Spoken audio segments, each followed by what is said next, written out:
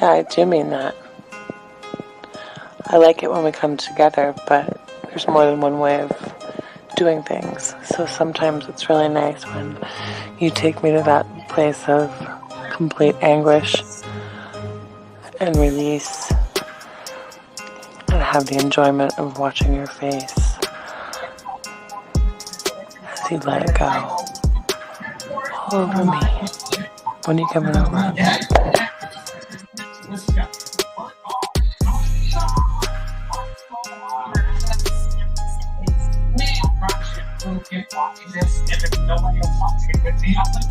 Hi gorgeous, just Sydney girl again. I have to say, listening to your last message got me so freaking wet that it's not funny. I listened to it over and over again a few times and I could just picture it all happening. And in regards to your volume of come, the more the better. Bring it on. And in regards to where I like it, I'd like it anywhere you want. Whichever hole you prefer.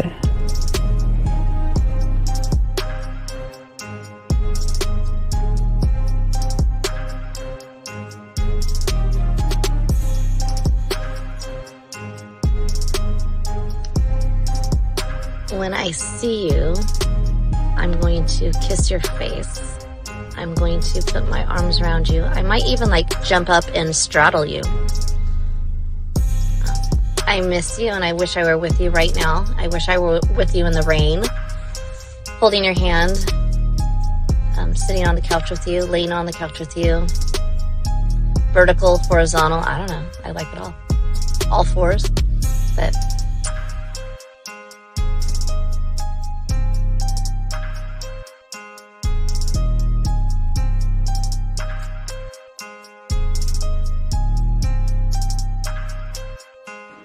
I mean, I can't really control it.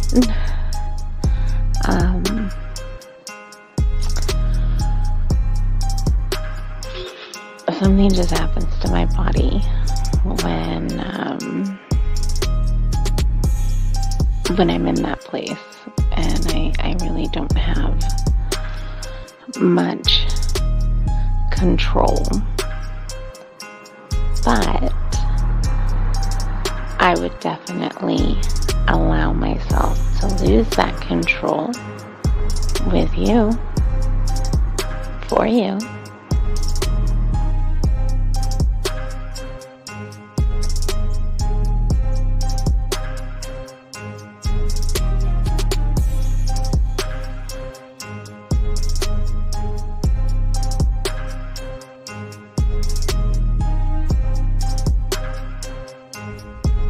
Good morning.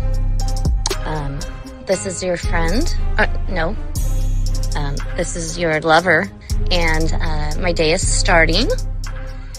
And I can hardly wait until we can be together again.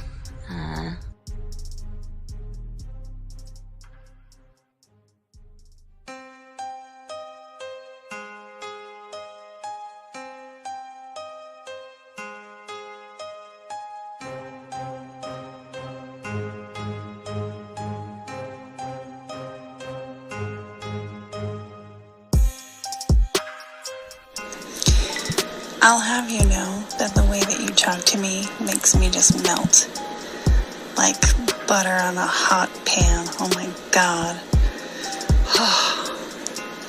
I would definitely be running my nails up and down you.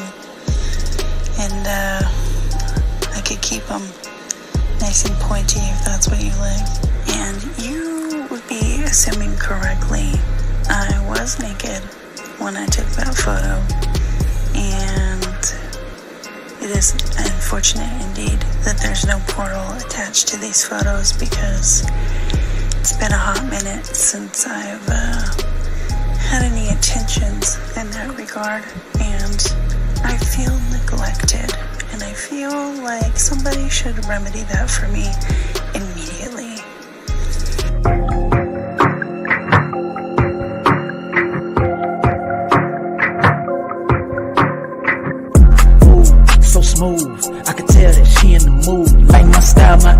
attitude, how I rock and the way I groove, yeah. That's right, talking dirty in the late night. Told her, let's make it happen. Call up Steve the Dean Williams, NK Zaggin', yeah. That's for all my gentlemen. You see baddies, I know you feeling them. We got the skills, show you how to seal the deal, and we gonna keep it real. Let's go. Whoa. You got a stagecoach to catch or something, huh? Slow the fuck up. Too cool, way too smooth. Show you how to get the girl to the bedroom. Ain't no thing, that's what we do. Get her vibing in the mood. Hey, we got the sauce, it ain't a joke. Come check it out, you should take notes. You'll have her begging for more. Wet like the ocean, you rocking the boat. Hey, all of these brothers the flyers. Give you the game to get her excited. One of a kind, I know you will like it. Only the realest of men are invited. Yeah, that's true. Time to get her in the bedroom. Let's go.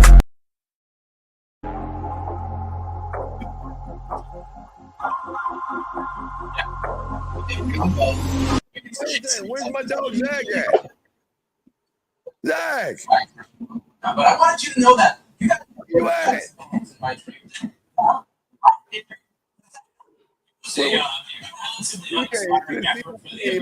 What's all that noise? You could be in the future for the U.S. team going forward. This team did finish third at bronze medal. But it was an inauspicious conclusion for a chip for that company. So that's we are available. Those dreams, I love it, for years, and it's a Los Angeles home game, so you can be there in 12 hours. Zag, hello. Zag. Michael's our point guard. That's how it worked. I was the big man down low. It did not work out well for me. Kind of go against those big guys. All right. Enough with all this. We got much stuff to get into. Let's start with the drive. It's fun, well, we got news on Cooper Cup. Unfortunately, we talked about this yesterday. Left the game. He's expected to miss extended. Yeah, bro, I had a little emergency, bro. I see you. I had a little emergency, bro. All right. Jesus. We couldn't see him. We can't start the show without seeing Zag, man. He's expected to miss a extended period of time. All right, let's hasn't been moved there yet. Ankle sprain. That was for severe because we can't hear anything. Great. That was week 10. He missed the I'll mute it because it's I don't know. Hey, I need to turn this off. My goodness, I had to mute it, man. It was all that noise, man. We're waiting for Kerry K. Zaggin to come in. He'll be here momentarily. But until then, I wanna. Well, hey JT, I know he's a busy man, but I'm just wondering where he's at. So we will wait. You know, we like to start the show, you know, on time, kind of like Shannon Sharp with Keyshawn Johnson. Wait for my boy Zag to roll in, but if y'all got a question. Oh, wait, he's here. He's here. Wait, now I can play the music. He's here. I can play the music, Zag. Yeah. Hold you down and grip it tight. I wanna bend you over and fuck you right. I wanna stroke and stroke. I wanna do it, baby girl. I wanna do it tonight. Hold you down and grip it tight. I wanna bend you over and fuck you right. I wanna stroke and stroke. I wanna do it, baby girl. I wanna do it tonight. Yo, Zach. We had to keep it right. What's going on with you, man? What's going on? Chilling, man, chilling. No, hey, I'm enjoying being me, dog. It's a beautiful, blessed thing.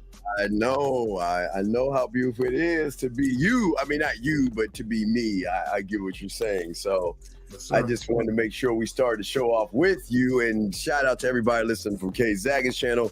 Shout out from my channel. Shout out to all the dogs that listen. Everybody listening, guys. It's a great show. We're going to be talking about women can smell desperation and how your behavior affects your dating. Your Zag. So Zag, what's going on with you, man? You ready for Miami? I'm ready, bro. I'm ready. Yes. You know, I had to give me a couple of things, you know, because I want to show up and show out. So yeah, you know, I'm ready. A3. I'm ready. 833-859-8744. If you want to call in. Let me just say this. Renee P, if you show up in Miami, you'll never be the same. That's one that Oh boy. You will undergo a metamorphosis. That's hey Renee, that sounds like an invitation. Renee, that sounds like an invitation. Hold on. This is what Carrie's saying. This is what Carrie's saying to you. Hey, Carrie's saying this to you, Renee. Renee?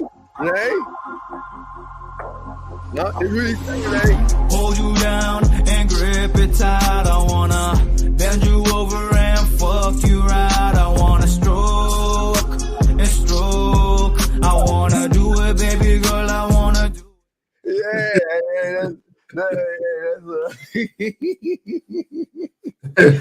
That's what he's saying. Oh, okay. Hey, have you taken the time to find out any 24-hour sex shops around there? No, but I will. Normally, before I catch my flight out, I do my research. I gather my intel. Yes. Yeah. I would definitely look for Carrie K. Zagin's 24-hour sex shop, and that's something. Yeah, that's something absolutely. Stay prepared so you ain't got to get prepared. Right? Yeah, be ready. You're always ready. You know exactly, because you don't know who's gonna. You don't know. Knock on your door. You have no idea who's gonna knock on your door. I always tell you guys to be ready. Gentlemen, if y'all want to call in, the number is 833-859-8744. I'm your boy Dean. It's my dog Zag. We chopping it up with y'all guys, gentlemen. Got questions? Put a Q in there. We got y'all. If y'all texting, we got y'all. So Zag. Now, hey Zag, did you see the other video? I mean, does that tie in? I didn't see it because I wanted to wait to see it for the first time here. Okay, no doubt. Okay, but we have your video and everything. So we're gonna play that. Okay, so let's get it. Right, let's get it. Let's go. Okay, so you ready, Zach? Let's go ahead and hit it. Real quick, B Will, appreciate the super chat. All right, I just want to say that. Hey, yes, thank you, B Will, for B Will. Hey, B Will, we appreciate you, brother. Thank you for the super chat. Super chat. Zag, yeah. Hey, Zag. So it's the sex shops. It's Walmart because you got to get the Astroglides. Well, I guess you can get that at the sex shop, right? I don't know, Steve. Sometimes when women are my physical presence, that natural lubrication just come oozing out sometimes. You never know and shit. Oh. But for close encounters of the carry kind, it don't hurt to keep a little extra lube with the heating sensation on deck, for those tight fits. You know what I'm saying? We're already going left. All right, let me go ahead and play it. Can I play the video now? Can I play Yes, sir. You got it. Thank you. I appreciate it. Here we go. Let me not hitting. I ended up moving on. I guess he wasn't my type in a way. He just wasn't for me. So, but I've had an experience, and it's because of the energy you're talking about. So I guess throwing in the hints, he did throw in the hints before, but I kind of just curved him or just laughed it off ha. So I guess I was kind of already friend zoning or putting him in this space where yeah, you're not getting it from me. His subtle jokes were whack to her. That's why. They were whack. Maybe I would. Wait, we gotta pause it. I'm sorry. I'm surprised you haven't. Can you pause it? Can you pause this, Zach? Yeah. All right. Well. What is that? Well, see, and let me just say this real quick. This is what a lot of guys don't understand. Because a lot of guys, y'all think that once you take a woman out once or twice or a handful of times, and if sex doesn't happen and she end up just dipping on you, a lot of guys automatically assume that the woman was using you from the onset. Now, sometimes it's true where the woman really had no plans to deal with you beyond just your generous donation to feeding her and shit. But a lot of times, though, and I think some women in the chat might agree with this, sometimes women are attracted to you. And they're interested in you beyond the date. But because you conduct yourself in a certain way that they don't like on the date, whatever attraction for you or desire they had for you, they lose it. And then they eventually say, you know what, I was feeling him, but I can tell by the way he's conducting himself that this ain't gonna work for me. You know, this is gonna sound crazy, but how can a woman use somebody who knows he's gonna get used? I mean, think about it, Zach. I agree. I mean, if you spend money on women, it's par for the course, bro. But no, what I'm saying is that when you don't have any confidence in yourself, you don't actually believe in yourself, and you don't have any game, you know what's going to happen. You already know what's going to happen. Well, we know what's going to happen. These guys, Steve, how did because they've been led to believe that all women want money. All you gotta have is money, Steve. All you gotta have is status and money, and everything gonna work out for you. How do you not even know? You can't even communicate yourself to a woman, and you automatically think that you have a shot? Okay, I got to continue with the video, but I just had to pause that real quick. But here we go. I just wasn't attracted as much as I thought, I guess. Like, he's a guy, he does well for himself. Okay, you got it. I'm sorry, you got it. What did she say? I wasn't attracted as much as I thought I was. I'm going to call lie on that, Zach. You know what I'm going to call lie on that? What's that? She knew she wasn't attracted. She gave him a shot. She was like this. I noticed a lot of, Zach, a lot of women going to say, you know what? I know this ain't going to work out, but, I could be wrong. I remember that time I was wrong about Carrie. I thought he was an asshole, and I thought it had never happened. And yet, later on that night, he got the ass. So maybe I'm wrong. So what I'm going to do is I'm going to give this guy a shot. Mm-hmm. I'm going to have a clear and open mind. Mm-hmm. I'm not going to judge him for the boring text messages, the dry behavior, and the fact that he ain't making me tingle at all. I'm going to give it a shot. Because I don't want to assume, even though most women are undefeated with this, I just want to say that, Zach. What say you on that, man? I 100% agree with you. I think she knew she was not sexually attracted to him. I think she already knew that. I think that her and her vagina had a conversation, and her vagina said, not him. But what she did was, she tried to reason with her vagina and say, look, let's give him a chance. Yeah. Maybe he was a physically appealing guy. And when you listen to her talk a little bit more, he has some money. So she says, I should like him based on societal conditioning, based on him checking certain boxes. I'm supposed to be attracted to him. So although me and my vagina don't agree, he didn't make her tingle. But because he has certain other things going on, like you said, I'm going to give him a shot. And this is okay. Now this is going to sting a little bit, guys. But this is a war. This is think about this, Zach. This is internal battle. Okay, she's saying, okay, look, okay, let's do the checks. He's not interesting. He's not charismatic. He's not alluring. He's not sexy. He's not smooth. But he has money. He can give me security. And I can control him. So if we're... Well, she did control him. 3 days. 3 fucking days. Steve, she knew before the first date, he ain't turning me on sexually. She knew after the first date, my vagina still ain't tingling. She knew after the second date, my vagina still ain't tingling. By the third date, Steve, I think he said and or did something where maybe he started to press the issue about sex, and she knew you ain't gonna get this. So she just dropped it. I've never gone past the second date with her not wanting to cook for me. You know what I mean, Zach? Like they're so into you and they have so much fun. It's like they have a little selfish part of them that says, you know what? I don't want to be out in public. I want to be more private with you so you and I can go get into it. So they love, like I always say, if she doesn't want to cook for you, at least by the second date, I mean, why keep taking somebody out? You want to know why is that? Because it sounded like she was really trying to convince herself. She knew everything wasn't right. And she was trying everything she could to give a guy a chance because she's saying, you know what? Watch this, Zach. She was saying, well, he's nice. He's sweet. He's thoughtful. He's kind. He's understanding, and he's a good guy.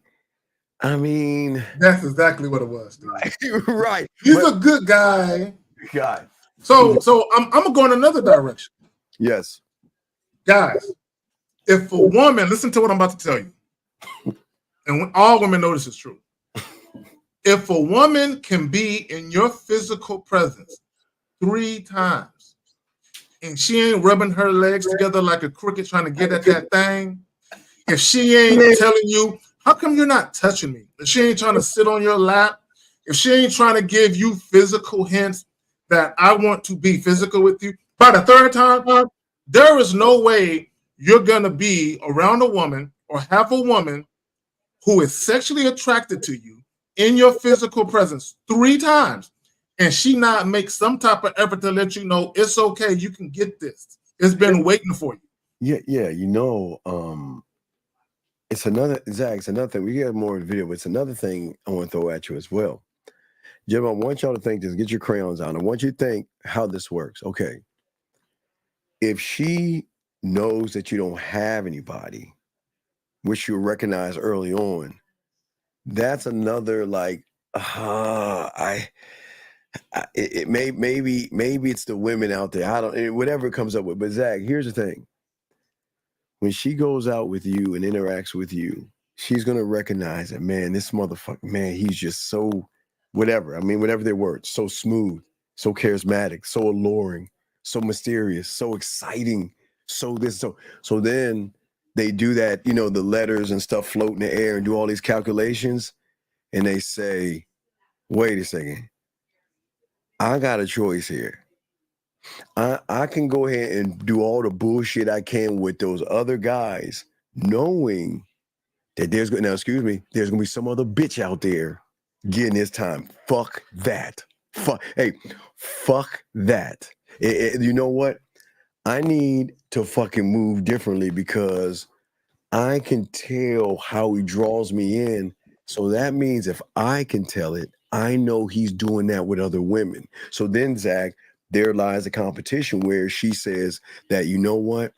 No. If anything, he ain't gonna be at no other bitch's house. He's gonna come to my house on the 2nd date. That, I mean, you see how that is, like, how that works? Like, if you don't have it, she's like, you're not going anywhere. I mean, think about it. It's not being mean on her part, but she's saying, Zach, like, where you gonna go? You're not talking to anybody, and I'm the only person that I'm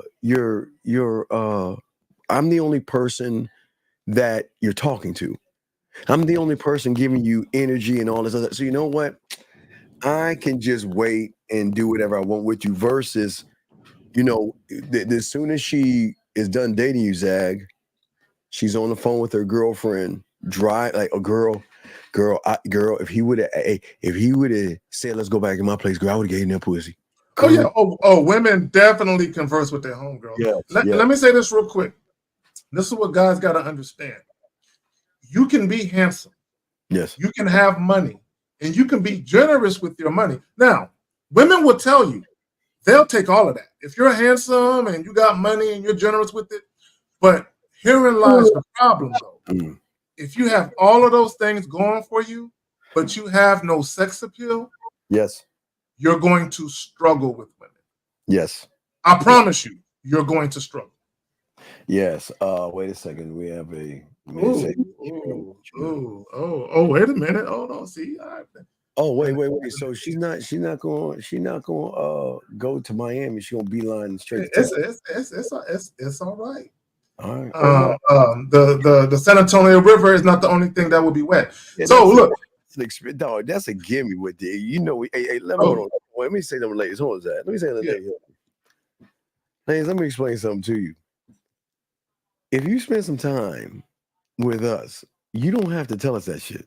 There's gonna be shit going down that you ain't even prepared for. So please, I'm sure this motherfucker above me has it covered. But you got it, Zach.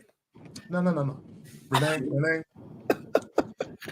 Look, I like surprises. So if you have a dish that you're really good at, I want you to surprise me with that dish. And I'll surprise you with a dessert. Yes, yes. I will Now, let you. I hope you like chocolate. I would definitely surprise with the dessert. I would. Oh yeah. Oh yeah. I would definitely, because what woman is used to having food eaten off of her? I mean, think about that, Zach. What woman hasn't been prepared? But we have a call. Let's grab this call. What woman is used to having finger grapes? Yeah, right. We're not gonna say nothing else after that. We can leave it there. 732, sir. What's your name and what's your question? How can we help you? Hi, my name's Mark. So I was born with high function. Mark, hello. Okay, I guess Mark, we cannot hear you. Mark going once. Mark going twice. Mark, you're still on the phone, but we cannot hear you. Your phone. What? Hello? Okay, yeah, your phone is on mute, sir. We couldn't hear you. You said you're high functioning what now, sir? High functioning phone problem. Autism. Okay, you have high function. Okay, what's your question, buddy? So I struggle to find dates with girls, and I ask them out. Wait, you do? And You do? I get their numbers. Okay. But they don't recuperate like the date plans or just general conversation. Okay. So what's his name again, Steve? What's your name again, sir? Mark. Mark. Okay, Mark. I don't know if you know this. Do you know they have online dating for people with autism? Yeah, you know they do that, right? So I'm gonna help you out, buddy. Look, you can clean up. I got you. So they got HIKI app for autism. Okay, so there are places that you can go, sir, to meet women that have autism. So I'm not trying to meet a girl who's autistic. Okay, but hold on, caller, listen, caller, listen. I really want you to listen to what I'm about to say. I am not telling you not to deal with women who don't have autism. You can still meet women and meet them and deal with them as you've been doing. What I am telling you though is it could be maybe you're being judged unfairly. Maybe the perception of you isn't how you perceive yourself to be when you meet some of these women. So what we're telling you is it makes sense for you to look at other avenues to at least see if it's something that may be fruitful and beneficial to you. All you got to do is check it out. If it's to your liking, now you have a new way to meet women. If it's not to your liking, so be it. yeah, what's wrong with meeting women with autism, sir? No, so recently I got a girl's number. I asked her out on a date. We planned it, and then she never got back. Okay, to me, buddy. Okay, buddy. One thing at a time. Where was the date that y'all had planned? We were going to a bowling alley. She agreed date and time. Okay. And she never got back to me. And I feel all that was because of my disability. No. Let's take it a step at a time. You're assuming that. We don't know that. Let's take it a step at a time. Hey, Red, thank you. So, okay, when did you ask her on a date? What day was that?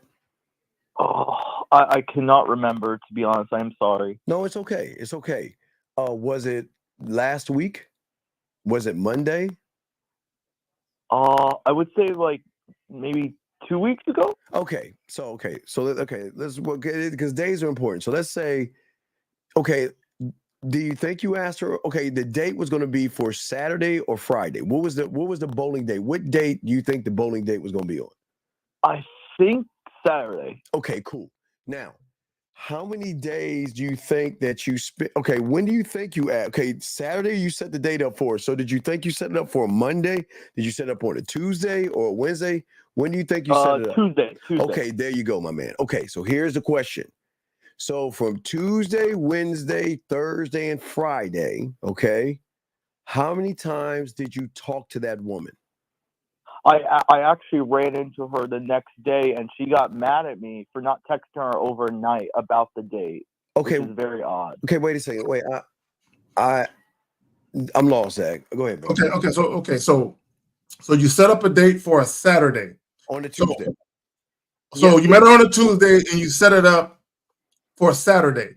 Now, did you set an expectation that you would text her or call her prior to Saturday? I would call her the night before to. Okay, no. Listen to what I'm asking. Okay, listen to what I'm asking. Okay, so let's go back in time, if we will. Let's go back to the day that you met her. When you spoke, did you give her all of the information right then and there, or did you give her the information in bits and pieces over time? Bits and pieces over time. Okay. Okay. What? So let's go back to Tuesday. So you met her on Tuesday. Okay, now listen to what I'm asking you. You met her on Tuesday. On what days after Tuesday? Listen, caller, listen. And she agreed. Caller, listen. I know you're on the spectrum, but listen. This is very important because we're trying to help you. Because the problem that you're probably having is the way that you communicate. So we're trying to get that piece down. Yes. So Tuesday you met her. It was set for Saturday. Talking about 4 days away, roughly. On a date. I knew her before. Zach, he knew her before, but he just asked her on Tuesday for the date. He asked her on Tuesday. So he knew her before. Yeah. So so you asked her. So now let's just get to where she got mad at you. So why did she get mad at you again? Because I didn't text her overnight. Text her what? Did you tell her you would? Anything in general. Okay, call her. Maybe I dodged the bullet here. I don't know. Call her. Listen. Did you tell her you would reach out to her? Yes or no? Yes. Did you? Yes. Okay, call her. Okay. But you didn't reach out to her Wednesday, though. Okay, call her. Tell us what you said to set the date up. What I said was that we were heading for the bowling alley, right? And I gave her the address of the bowling place. And she actually knew which place it was. And then I ran into her literally the next day. And she got mad at me. For not texting her overnight. Does that make sense? Okay. So okay. I do something wrong? Sir. No. Steve, let me talk to you. Okay. So on Tuesday, you told her when and where the date was going to be on Tuesday, right? Yes. And she agreed to meet you Saturday, right? Yes. So listen, I got you. Caller, I got you. I'm following it. So by happenstance, you just happened to run into her the next day. She got mad at you because you didn't text her the same day you met her? The day after, next day, or that night. Yes. She tripping a little bit, if you ask me. Okay, so wait, so she didn't answer you, so then all of a sudden she said that she didn't want to talk to you or something? Yes, that's exactly what happened. Okay, but what I'm asking you is what did you say when she said that to you, sir? I was very confused at what? Because she seemed pissed off at me because I didn't text her overnight. Like, that's weird. But what I know it's weird, but what I'm saying is to you is that what did you say to her when she said that to you, buddy? That's what I'm asking you. When she got upset, what did you say? She got upset. What did you do? What did you do when she did that to you? I don't know how to answer that. I literally just told you what happened. I know. Okay, sir. I'm saying she said you didn't talk to me on Wednesday. She was mad at you. What did you say back to her? I said I didn't say anything. She just seemed pissed off at me. Okay, so she didn't say she was mad. She just looked mad at me. Okay, so she's mad at you. So why would she go on a date with you if she's mad at you, buddy? I don't know. That's what I'm. Well, I thought it was. He said something that I caught. Okay, caller, we got to back up. You said that she looked mad, but she never said that she was mad. Did she verbalize her dissatisfaction when not hearing from you? Did she tell you? I'm sorry, I forgot to mention this part, but she texted me a few days later to cancel the date because of that. Okay, and you said, and what did you say when she said that, buddy? I told her that I didn't understand why she was so mad. Okay, that was a problem. No reason. Hey, caller, that was a problem. You should have said, "Take care." or okay or say nothing at all. The moment you said and tried to defend a position that you shouldn't be defending showed her that you had no leadership skills. Facts. The fuck? No, listen to me. You gotta listen, young man. You gotta listen. Listen. When a woman has the right to try to pop her chest off and think she's running shit, she's gonna think she can talk down to you to see what kind of man you are. And she said there's no date. And the fact that she said there was no date and you didn't just say goodbye was the reason everything went wrong for you. You didn't stand up for yourself because what you're telling us, I did nothing wrong. So if you didn't do anything wrong, you don't need to beg or barter, excuse my language, but fuck her. You should just say fuck. Yeah. So call. What are you? I said like why? Caller, listen. Caller, listen. But we're trying to help you out.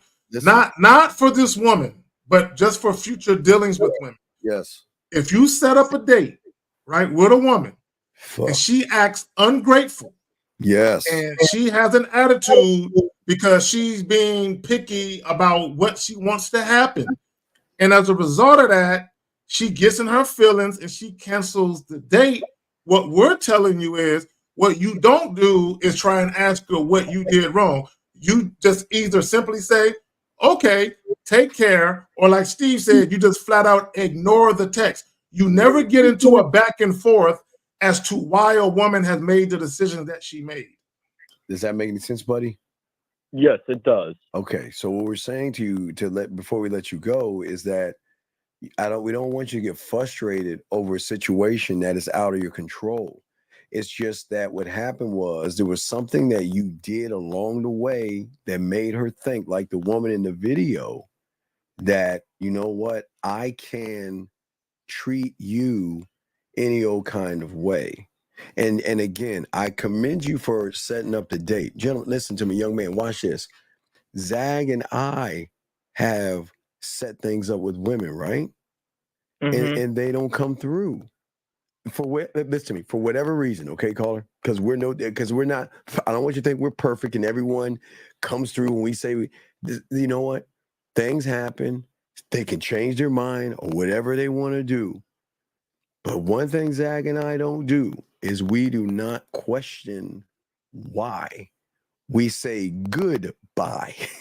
We don't question. we don't question the why. We don't have. Okay, listen, young man. This is why we're trying to teach you the game, because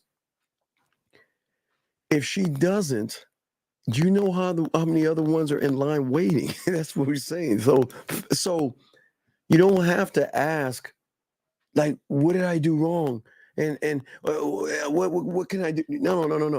Look. Just be cool with it. It's all good. Hey, it's I cool. understand. Okay. If you don't mind if I say something real quick, you know, as someone on the spectrum, I've been trying to, you know, be more confident, outgoing, asking girls out. You know, yes. There is actually a little situation with this same girl right now. Is she is in my new college class, and I am trying to ask out this new girl who's interested in me. Cool. What's the problem?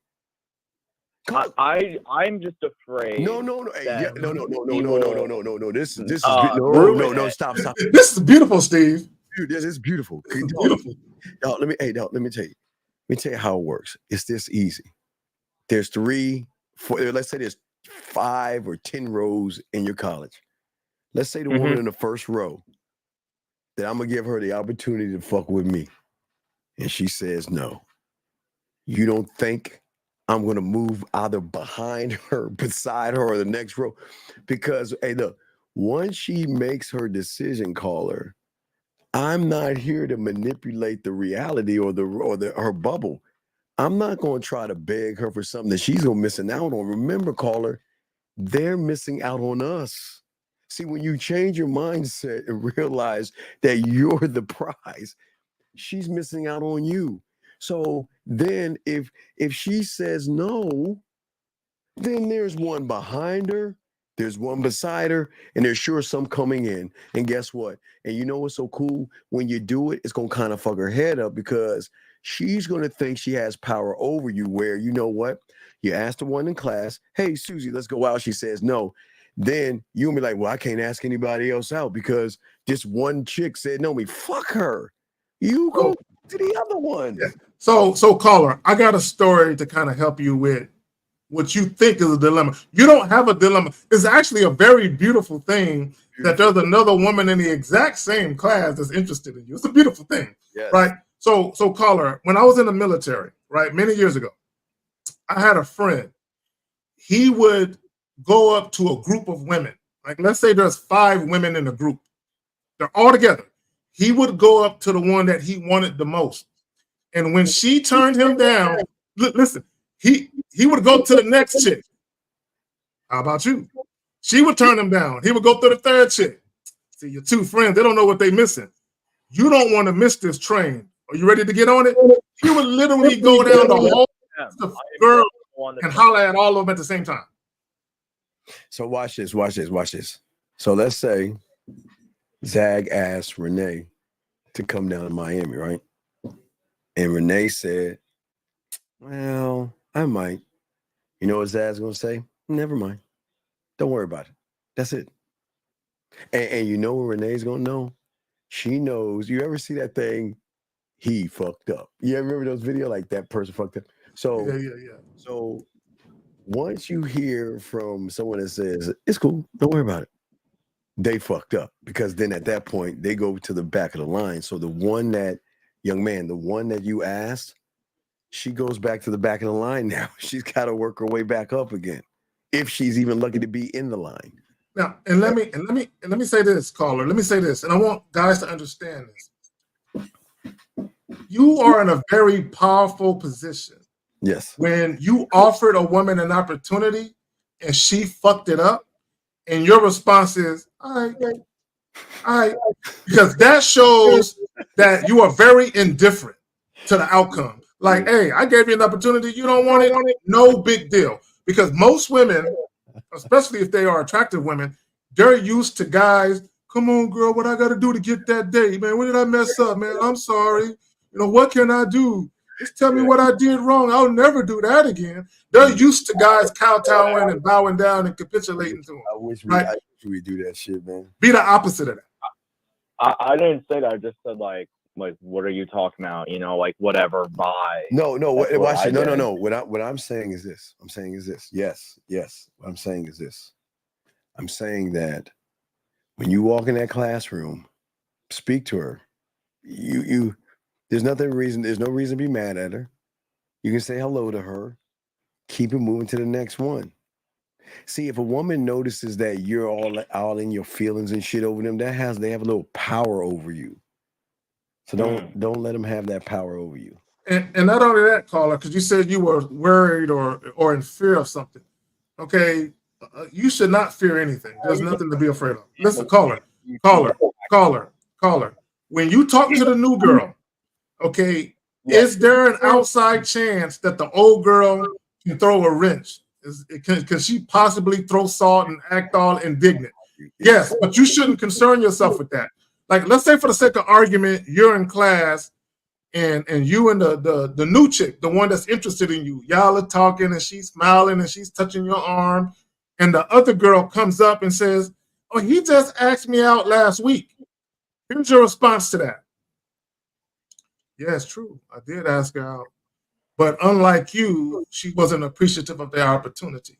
Yeah, unlike you, she knows what she wants. You know, you're allowed. I mean, you're allowed to give correction. But okay, we're about to let you go. But do you have any other questions, big guy? I actually have one more question. One more quick question. It's a very strange question. Okay.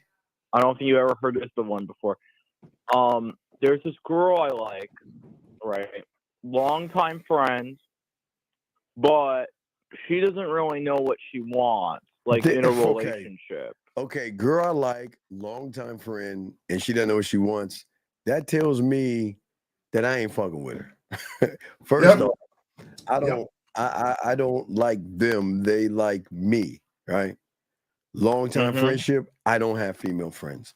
And not knowing what you want tells me that you're a waste of time because your character shows that you're not the kind of person to make right decisions. You're all over the fucking place. So those are 3 negatives. Go ahead, Zach. And I would say this, right, caller, if you're dealing with a woman who is indecisive and she don't know what she wants, that's not your concern. If you know what you want, all you have to do is tell that woman what it is you want to do. And if she's hesitant or reluctant in any way to doing what it is you want to do, leave her alone. Young man, it's I your was actually, excuse me for a sec. I was actually planning on asking her out soon. So wait. Why not ask her out now? Why not ask her out now? Why would you wait till soon? What's wrong with now? Because I want to do it in person. Well, okay. All And right. actually, we have a thing scheduled for Saturday. I'm actually seeing her Saturday. For what? What are you seeing her for? It's like a movie thing. All right, young man. Wait. So it's clear that you are in a friend zone. Let me ask you a question. Would not do it, man. How long have you been friends with this lady? Like a year and a half. So a year and a half ago, did she know you were romantically and or sexually interested in her? Did she know that? No. Ooh, come on. You was about to say yeah. You got to say yeah. It's a yeah, buddy. So no. It's okay. It's okay, young man. So caller, let me ask you another question.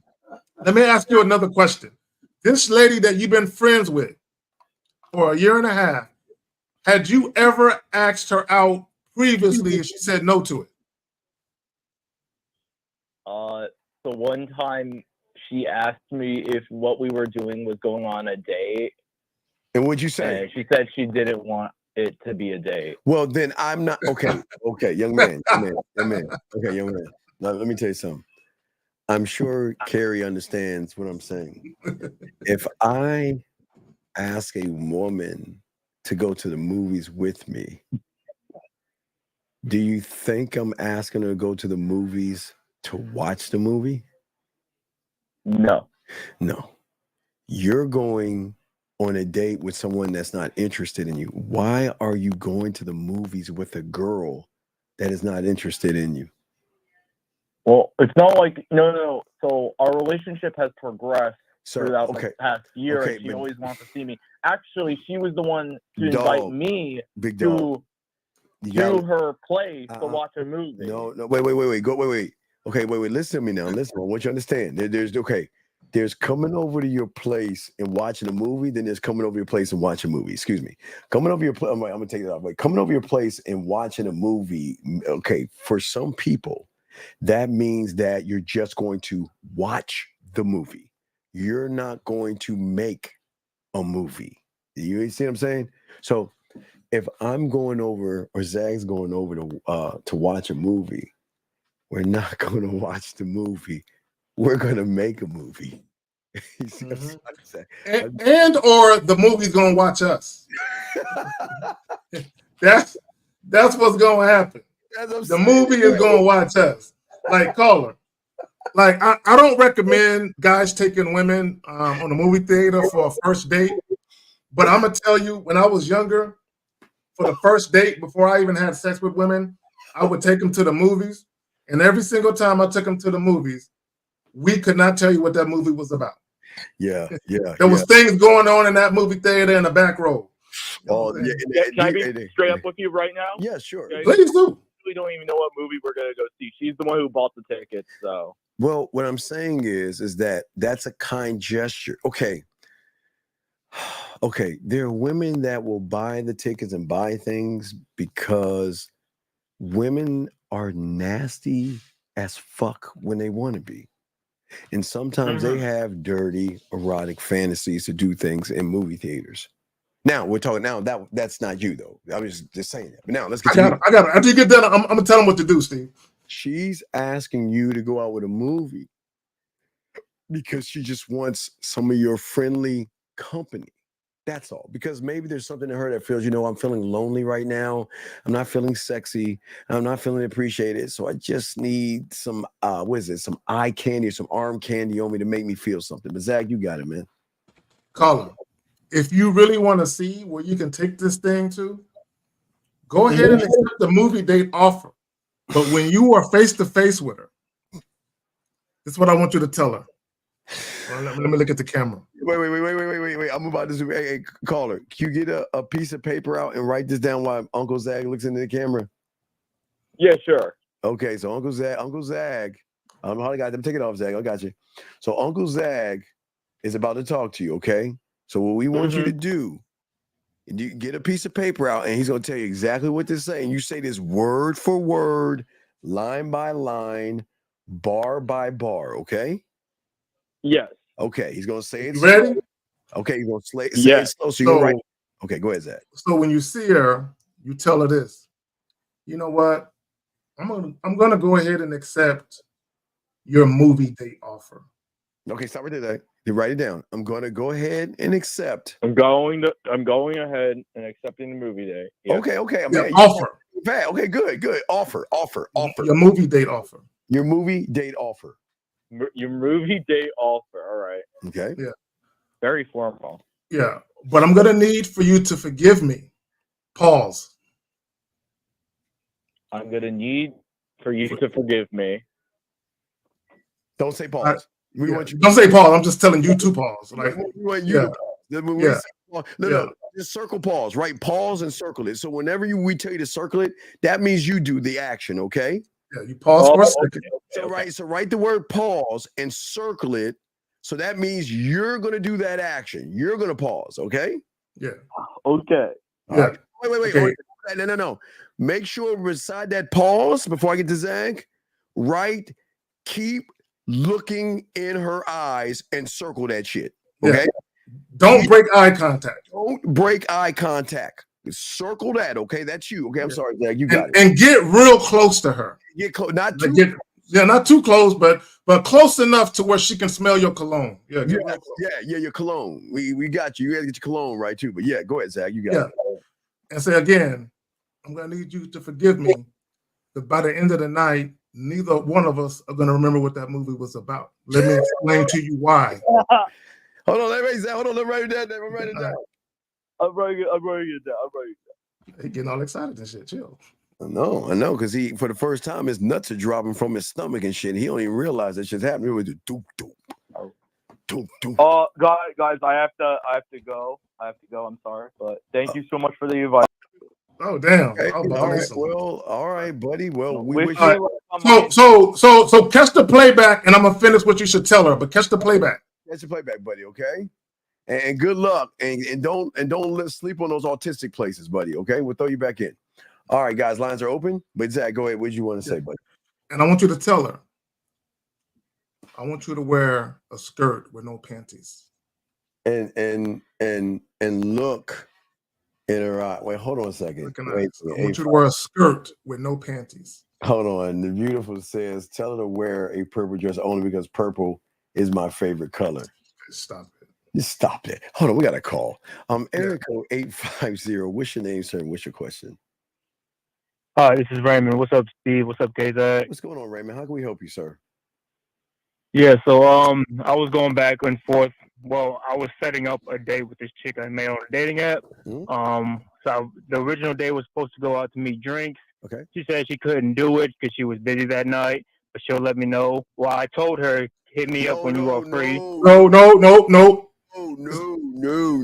I'm not a let you. Okay. But, no, stop, Raymond. Listen, please. It's very important. Raymond, you got to listen because we got to teach everybody not to do the fucked up thing you just did. All right. Okay. All right. Okay. This tells me it's time to go. I'll let you know. I'm not sure. I don't know. Maybe, or I'll get back to you. That tells me she's not interested. Hold on, no, she just got back to me today and said, "Hey, what you doing? Sorry, I've been kind of busy." Bro, listen, caller, listen, fam. Shut the fuck up and listen. Can you please shut the fuck up and listen, please? We got you. We need you to listen. All right. Okay. All right. Are you listening? Right? Yeah. Okay. Please listen. When a woman is interested in you and she's busy, okay, what she's going to do is say exactly what you say. You know what? I'm busy. I've got whatever it is you have to do. But once I'm done, this is I'll call you, or whatever I have to do. It's going to be about an hour, 2 hours, or something like that, and to give you a time frame. So I might get out at 6:30 or 7:30. So is it okay if we can do it after the time that you say? Because I really want to see you, and I don't want you to think that I'm not interested in you. Do you see the difference that what a woman would say when she's interested in you versus when she's not interested in you? We'll get to the second part of that, but you got to see what we're saying right here. Do you not understand that? Finding out what interest and like level she's at. Okay, no, caller, listen. First of all, let me just be clear on women flaking. Right? Sometimes things do happen outside of a woman's control. However, though, how a woman responds to something happening beyond her control in relation to canceling a date tells you everything you need to know about how invested she is in really seeing you. Yes. So this is what I mean by that. If a woman is really attracted to you and she really wants to see you and something really happens beyond her control, that's an emergency. What they typically will do is they'll tell you, I can't make it. Allow me to make it up to you by doing this. Yes. Or I can't do it Monday, but I'm free Tuesday. I apologize. I really want to see you. I hope this doesn't mess things up between us. Are you available Tuesday? I really want to see you. If a woman cancels a date, listen, if a woman cancels a date on you and she never offers to make it up to you, leave her alone. Right. Okay. Now we're going to let you continue, but we need you to understand right now, this person is not interested in you. Okay. We just want to make sure, because we're going to let you finish, but we've got to make sure that people that are listening, if they ever hear a woman say some of that cocky mamie bullshit, that they're gonna cut her ass off. That's why we had to stop between things. Okay. So then you say, okay. So when did she say that? What day did she say this on? This was 2 days ago. So she just got back to me. Well, she asked for my number or my Snap. I gave her my Snap. I added her, and come to find out, she's a stripper. But sir, let me ask you, sir, stop. Yeah. What does her being a stripper have to do with anything? Well, that's the thing. I was going to ask if you guys had any expertise. Sir, we're asking you, what does her being a stripper have to do anything? Well, for one, dating strippers, I've heard friends that they're strippers and it doesn't end well at all. You're telling me you're listening to your butt buddies who've never dated a stripper before tell you what to do with a stripper? No, they have dated strippers and they tell me that it's not a good idea. And why do you give up? Okay, how old are you, young man? 28. So let me ask you this dumbass question. Why not see it for your fucking self instead of listening to somebody saying some shit? Why would you listen? Right. So why would you listen to somebody else and not just see it for yourself? She's a stripper, and what's your point? Well, what's your point? Yeah, so I want to know why they you said up. No, caller. Okay, caller. Look, caller. Hold on, listen. Caller, listen. Let me ask you a question. And I want you to think about the answer before you answer it. Is it possible for you and I to deal with the same exact woman and come away with two very different experiences? Is that possible? It is possible. Okay. But let me tell you why. Listen. Let me tell you why it's possible.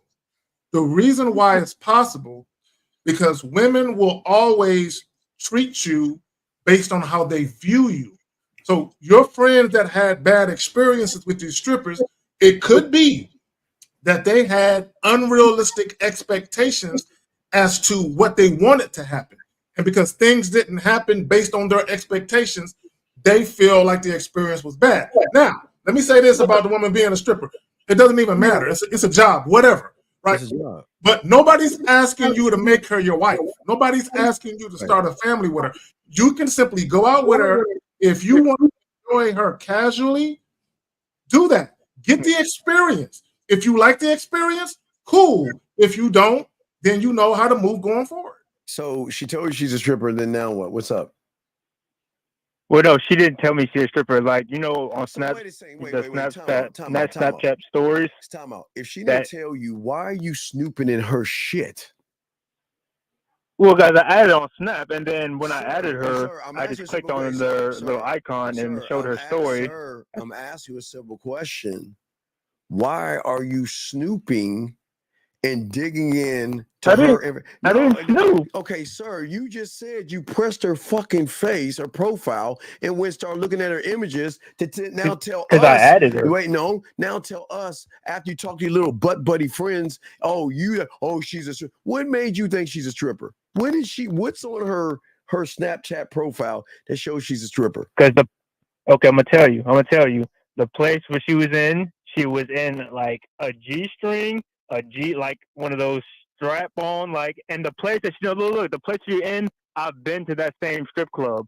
Okay, but here's my question. And she was in the locker room. You know the locker room. Okay, I hear what you're saying. She was in that. But see, this is why y'all have got to stop snooping on motherfuckers. Because what if I didn't snoop? It was just I literally just looked at her Snapchat story. That was it, because I just added her. Where that photos years ago? Was it yesterday, last week? Do you know if it's last week or yesterday or the week after that? No, it was today. So what I'm asking is why then what the fuck is your goddamn question then? Because here I hear a guy that because I was asking you guys if you had any expertise on dealing with. Okay. Let me say this, Steve. Okay, caller. Fuckers like this. Yes, I've dealt with strippers. Yes, I've dealt with cocktail waitresses that work at strip clubs. Listen, all that shit. They're just women. They're just women. It doesn't see a lot of guys. Y'all let what the woman does for money interfere with shit. She's just a woman. Yeah, what's the difference between a stripper and a doctor, bro? They both make money and they both have different jobs. So what's the difference, dog? Well, you got that's a stretch because they're different. Their heads are at different levels as a doctor and a stripper. I've seen strippers, Steve, and their head's not always there. Let me show you some game. There's a woman. Okay, look, you know we have a bunch of women. Women have free will too. Women know how. Women can think for themselves, and I judge women on their characters. Caller, listen, bro, you're talking way too much, man. Shut the fuck up. It's a big difference. Dog, this is the last time I tell you. Will you shut the fuck up, please? Nobody gives a fuck what you're saying. You need to listen. Can you listen, please? Please? I got you. God I got damn you. it. My bad. Now, there's a lot of women that's in this room right now. Do you know that they can get just as much money like a stripper without even taking her clothes off? Do you know that?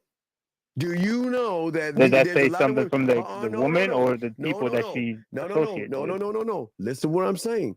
Because you're pegging strippers to think that a lot of these women in this room, that's in this room right now, watching this show right now, don't have to take off one item of clothing to get just as much or more money from a motherfucker than a stripper. So who do you think is worse? Do you think the stripper is worse? Or do you think these women that have game that can get you out your money without taking off any clothes? You tell me. Yeah, caller. That's more about the guy than if the guy can. Okay. So caller, listen. Okay, listen. Okay, listen. A couple of things real quick. Renee, I see them comments, girl. You playing. Anyway, so caller. No, I'm before that, Steve. But anyway, is you making comments about what I'm putting in my mouth and shit. Don't be jealous because it ain't you, girl. I mean, it could be. Anyway, so let me get back. Caller, let me get back to you. Let me get back to you though. Caller, here's the thing. Now, when Steve said, what difference does it make that she's a doctor or a stripper? Now, on the surface, most people will be like, well, it's a big difference. But here's the thing. It's entirely possible that doctor is having just as much sex, if not more, than a stripper is having. It's just what in our society, we've been conditioned to believe people that earn money a certain type of way are either this or that, or either bad or good, depending on how they make their money, right? She's not doing anything illegal. She's not hurting nobody, right? She's making an honest living. Okay, she's shaking her ass. So what? Now, caller, listen. You can do what you want to do. Now, my thing personally, I wouldn't deal with her at all. Not because she's a stripper, but because she flaked. Right now, if she would have said, "Carrie, I'm sorry, I can't make it. Allow me to make it up to you. I'll call you in a couple of days." And if she wanted to take me out on her dime or cook me dinner at her place, I will gleefully accept it. But there is no way a woman can flake on me and then I offer a date where I'm paying. That ain't gonna fucking happen. Yeah, caller, you're kind of your ego's a little bruised right now. So to make you feel better, you want to say no. You want to say she, no. Let me ask you a question. I was just asking a question of like, you guys dealt with strippers because I've heard my friends tell me just go fuck her and that's it. Let me ask you a question, dog. Let me ask you a dumbass question. Do you think your friends have enough a game that where we have? Do you? I mean, no. Wait, yes or no? Some of my friends. Do you think your friends have a game as much game as we have? No. But they do get shit popping, and they tell me that hey, maybe they know this woman personally, and maybe they're just saying hey, she's just a quick fuck. Okay, let me. We good on call, Steve? Yeah, we're gonna go. I can't see. I can't stand people like that because see, let me tell you what people like that do. People like him have friends that are very they're lying and they're very deceitful. And these friends look at strippers as whores and sluts, thinking that because they take off their clothes really fast, that they're easy to fuck. So what his friends did, Zach, is that they try to get some quick pussy from the stripper that said, no, I'm not fucking you. Just because I'm dancing this way doesn't mean you can sleep me easily. So then they felt some kind of way. So then this dumbass right here goes to his butt buddies who had a bad experience with a stripper and is saying strippers are bad. Now, Zach, you see the difference is, if he asked us, we've been with strippers. Have we ever tore them down? Talk shit about them. Say that they're bad. Right. See, that's why I asked him, did his friends have any game? Because if his friends had game, his friends would have said, Zach, that you know what? My experience is my experience, but I have no right to push my experience on you to change your interpretation of what you think a stripper is. And that's where I was saying, Zach, this motherfucker don't understand. His friends don't have any game because he asked us. We never said anything bad about a woman being a stripper. But also what a lot of these guys do is, this is what a lot of guys that ain't got no game like to do. They like to say, oh, I'm just going to hit it and quit it. I'm just going to pump and dump it. And what really happens is these dudes end up catching feelings. So, Steve, let's say for the sake of argument, one of these guys that he's talking about actually had a sexual relationship with one of these strippers. It could be he caught feelings and he felt some type of way about the fact that she was still stripping. So their advice to him come from a place of insecurity. Well, man, dude's still gonna see her naked and she's gonna be stripping but yet here she is fucking you. So we don't know where that advice is coming from. It is coming from the fact that they couldn't get what they wanted, Steve, or that they caught feelings and they didn't like the fact that they were around other men. But my thing is, that's where you met her at. So what that tells me is, okay, you don't have the mental aptitude or the emotional maturity to deal with a woman in that line of work. That's not the woman's fault that you lack the ability to handle that. Don't put that on a woman. Let me also say this. For all you guys that's endeavoring to deal with a woman who works at a strip club, this is what I would recommend that you never do. Never tip her and never get a lap dance from her, right? And the reason why, you never want to be a client. Once you are a client, she will always look at you as that, or a customer. She will always look at you as that. So if you want to deal with a stripper, don't be a fan, don't be a client or a customer. Yeah, but his problem was in the beginning. Gentlemen, y'all have to pay attention to women. If they really, really, really are interested in you, they will say something. Okay, dog. How many times? Isn't this the same person that asked this question a few weeks ago? Yeah, I told you it's coming out. Boss. Can you fucking just be patient, bitch? Can you just be patient? Now, anyway, back to y'all guys. Listen, Some women are just not interested in you enough to want to see you afterwards. And some women are when they are interested. So we have to pay attention to how the woman is moving. But when you reward bad behavior, meaning that she's showing you I'm not interested in you, and you still trying to give her play, and you can't do that. Hold on, let me grab this. Anonymous, what's going on, sir? What's up? Anonymous going once, anonymous going twice. I'm here. Yes, sir. What is your name and what is your question? Yeah, I just my message was to Zag. I just hope that his book doesn't end at chapter 11. Okay, I don't even know what that means, but okay, sir.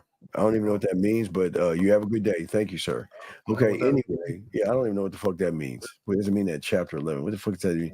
Oh, is that going to be a joke? I mean, anyway. I don't know. I don't even know him, so I don't know what he meant by that. But y'all not go to bookstores, restaurants, farmer markets. Sheesh, you're always saying, no, okay. We're only saying bars and clubs because the level of game that they're not even the level, no game.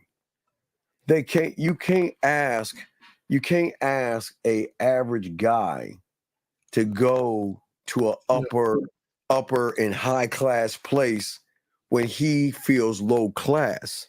Mm-hmm. That is the same person that will catch your ass at a farmer's market and judge you for making more money than him. Feel insecure because you got your shit. So you can't ask for average motherfuckers to go find middle and upper class women because those motherfuckers can't handle lower class and bottom of the barrel women. So beautiful. To your point, there are guys who think women that go to clubs and bars, that there are a certain caliber of women. But that if they met a woman like at a farmer's market or something like that, that might be more of a professional woman. Now, I'm not saying it's valid or invalid, but you do have some guys that think some women are out of their class. Like she would never fuck with me. Like she said, too classy, or like a cultured woman, a woman who's into art and things of that nature. They would think she'll never fuck with me. And what they don't understand is, she'll never fuck with you because you think like that. Right. You know, go ahead, okay. I don't want to blow up their head. It's just some of you will be intimidating to an average guy because an average guy is going to feel some kind of way if you have your own shit together. Remember, they can't handle bottom of the barrel and low hanging fruit. How are they going to handle a woman that has a career, has her shit together, and has a lot going on? What do you think is going to happen when you call him and tell him you're actually in a business meeting? He's going to fucking say, no, you're not. You're fucking some other guy. You know what I'm saying? They're going to act out. You know, when you're not coming home, where were you at? Yo, who are you at? Were you fucking somebody? And so what I'm saying is, don't ask for that, because if you get it, you're not going to like it, because only motherfuckers with game can handle that kind of shit. These average guys cannot handle middle and upper echelon women. Zag, what say you on that? No, and because I've had clients that were intimidated by a woman's career. Oh, she's a pediatrician, or she's a nurse, or she's a physician, right? And I'm like, she's a woman, bro. A woman. Okay, yeah, she make great money. She's educated. She lives in a nice neighborhood. She drives a Benz. Okay, cool. Matter of fact, you should be like, this is exactly what I need in my life. A chick that got her shit together. But a lot of guys, are intimidated by women who don't need them for their money. Like if a woman makes just as much money, if not more than them, there are a lot of guys who feel like a fish out of water dealing with those type of women. You know what chick that has her shit together, Zag, what's so good about them is that they're always busy. And he always keeping shit on the back end. Quiet. They're quiet. Guys, the upper middle class ones, they are quiet. They don't run their mouths. Steve, hashtag her debit card works too. She got plenty of money to spend. The type of shit that a fucking pediatrician can spend her money on versus a chick who work at Walmart is infinitely different. Oh my gosh. And I'm not clowning anybody from where they work. I'm just saying a pediatrician versus Walmart, I'm just saying there's a different level of where they spend their money at. Yeah, that's what we try to tell y'all. You got to move up a little bit, but you can't move up a little bit if you're here's the good news.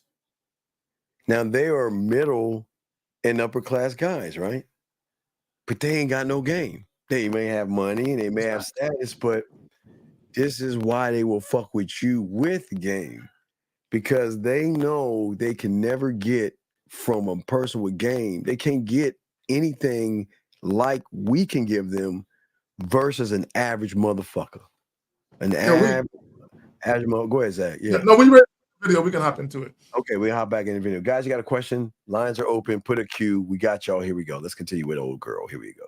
So that can play a part in it. Like, okay, he does well. You know, he comes out nice. He has a nice, you know, where we're going is nice. It's luxury, but it's just money. Like, yeah, money. Cool. So, but it wasn't about, like, I didn't want it to be about the money. I feel like when you go out with certain people. You know what he tried to do, Zach? He tried to, okay, gentlemen, let me tell y'all something. This is where y'all go wrong. When you know you're not interesting, you think you can wait, do we need the women in the room for this, Zach? Ladies. Yeah. Okay, what is it? Is that, what is it today? Is it ice cream? Is it ice cream yes, today? There's some ice cream with some cream? strawberries and some chopped cashews. Yes. Guys, ladies. Hey, ladies, we just sent you a pint and there is a card to an address we want you to show up at. Let's just see if the postman or the UPS driver brought it. So, ladies, can y'all go into your kitchen, please, and give us a moment with these guys? So, gentlemen, listen. Let me tell you how fucking gamed up these women are. See, you think that you can hide behind a luxurious restaurant. But where you guys go wrong is that she knows that you don't have anything else to offer because you're trying to impress her with a restaurant versus impressing her with who you are. So Zag and I, King's English, this is why I always say, like, spread your ass cheeks. You can go for a coffee. You can go to walk in the park. You can, hey, gentlemen, and they will fucking love it because they don't give a fuck if it's a park, if it's walking down the street, if it's doing whatever you want to do, anything that y'all don't believe you can do with a woman, they don't give a fuck as long as they're doing it with you. Zag, they're coming in. Zag, you got it. Yeah. So let me say this, because when she met him, like, now, peep game. I'm sure if we had her on this joint, she would agree with what I'm about to say. I'm talking about the young lady in the video. So when she first, no doubt. Renee, be good before I spank you. Be good. Hard headed and shit. Steve dropping this shit. So anyway, so look. So she said she didn't want to make it about the money. So she knew. Here's the thing. She knew that part of what drew her to him was the fact that he was successful and he had money. But she didn't want it to be about that. She really wanted for him to be attractive in other ways. And he just wasn't. And this is what a lot of women realize when they do deal with men with money. Not all men with money, but a good number of men with money. Is there's no depth to them. There's no substance to who they are as men. Beyond what they visually see, beyond his status and beyond his money and beyond his willingness to spend that money, there's really nothing more to him. And that's what she realized with him. And this is why that whole high value man nonsense is very, very damaging to insecure, low self-esteem men, because they all think the same way. All I got to do is reach a certain level of financial success where I can look like I got money. I can go places that people who got money go to. And by virtue of that, women will be attracted to me. And you can get a woman's attention with that shit. But the problem is you can't keep it if there's no depth to it. Yeah. Do you think that you're okay, gentlemen, listen to me. It's going to shock you because the women are coming back. Do you think you're the only person that's take her to a fancy restaurant? Exactly. Guys, I want y'all to think for a second. She's been to so many fancy restaurants. It's just a restaurant. That's it. There's nothing special about it. Only fun thing she gets to do is kind of dress up like a little princess. She gets to wear a little dress and all that other stuff. But Steve, can we pause it? I want to say something. Yes, you please. said there's nothing special about it. The reason why there's nothing special about it because there's nothing special about the guy that invited you there. That's my. Oh, my bad. I No, Zach. Hey, no, Zach. Yeah, that's why we got game, because you said the word to take fucking words right out of my mouth. Exactly. That's gentlemen, listen. All these women have gone to luxurious places and done luxurious things with a bunch of fucking losers. But I promise you, gentlemen, I know this sounds crazy. Just walking down the street with you can be its own adventure. Walking and going to the park. Zach, I love going to the late at night, like when I was in high school, go to the playground and shit, the elementary school, the playground, like late at night, and push swing on a swing with the chick. Yes. Yes, bro. I've been there, bro. Late at night, you hop the fence. Yeah, right. I've done that shit too in high school. So gentlemen, yeah. I'm talking about. So hold on, we got a call, but that's what I'm saying to y'all guys. So let's grab Arthur. 470. What's your name? What's your question, brother? Hey, good evening, fellas. This is Arthur. Yeah, what's going on, Arthur? How can we help you, brother? What's up? Hey, what's going on, folks? What's up? So if I'm just understanding correctly with the topic and everything, is thinking, with the diamond dick mentality, the way that you won't be desperate, when moving away. Whereas, you're just trying to fuck and you're being more, that's how you're like. Okay, sir. All right, listen to me. What fun is a guy that just wants to fuck? Okay, do you understand? And this is no knock on you, Arthur, because we're trying to help you here. I'm not trying to embarrass you or any of you other guys out here, but I won't keep it a buck with you. These women can get more pleasure out of their fingers and their dildos than they can just with a guy who just wants to fuck. So you can't even outdo her dildo and her fingers. So what are you bringing to her to want to even entertain you if all you want to do is fuck and you don't have no fucking experience? Steve, that's gonna go over a lot of people's heads. Bring it back down, then, Zach. Okay. Bring it back down. So what a lot of you guys got to realize, it's not the fact that you desire her sexually, it's how you interact with her to let her know, and how you interact with her to convey that message to her says more about your lack of fucking skills. So even if you were mainly motivated just to have sex, there is nothing there for her to feel like she's going to have a memorable, pleasurable experience if it's just going to be sex. Right. So I'm asking you, okay, Arthur, okay, you want to fuck. What's the benefit for her? What's the benefit, Arthur? Tell us. What's the benefit for her sleeping with you? If that's all you want to do is fuck, which is fine, Arthur. There's nothing wrong with that. What is the benefit? Because remember, Arthur, and gotta remember, like we were saying, don't be surprised every woman's always going to a fancy restaurant. Well, please understand, you're not the only one trying to fuck her. So tell me, Arthur, what is so special about you that she's going to say yes to you and say no to all those millions of other guys? I'm still working on that, man. I don't. Well, then would we be smart enough to say I should stop trying to fuck if I can't answer the question? Dog, if you can't answer the question, you just answer the question. You've gave her your answer. Your immaturity, your thirstiness, you're being desperate, okay?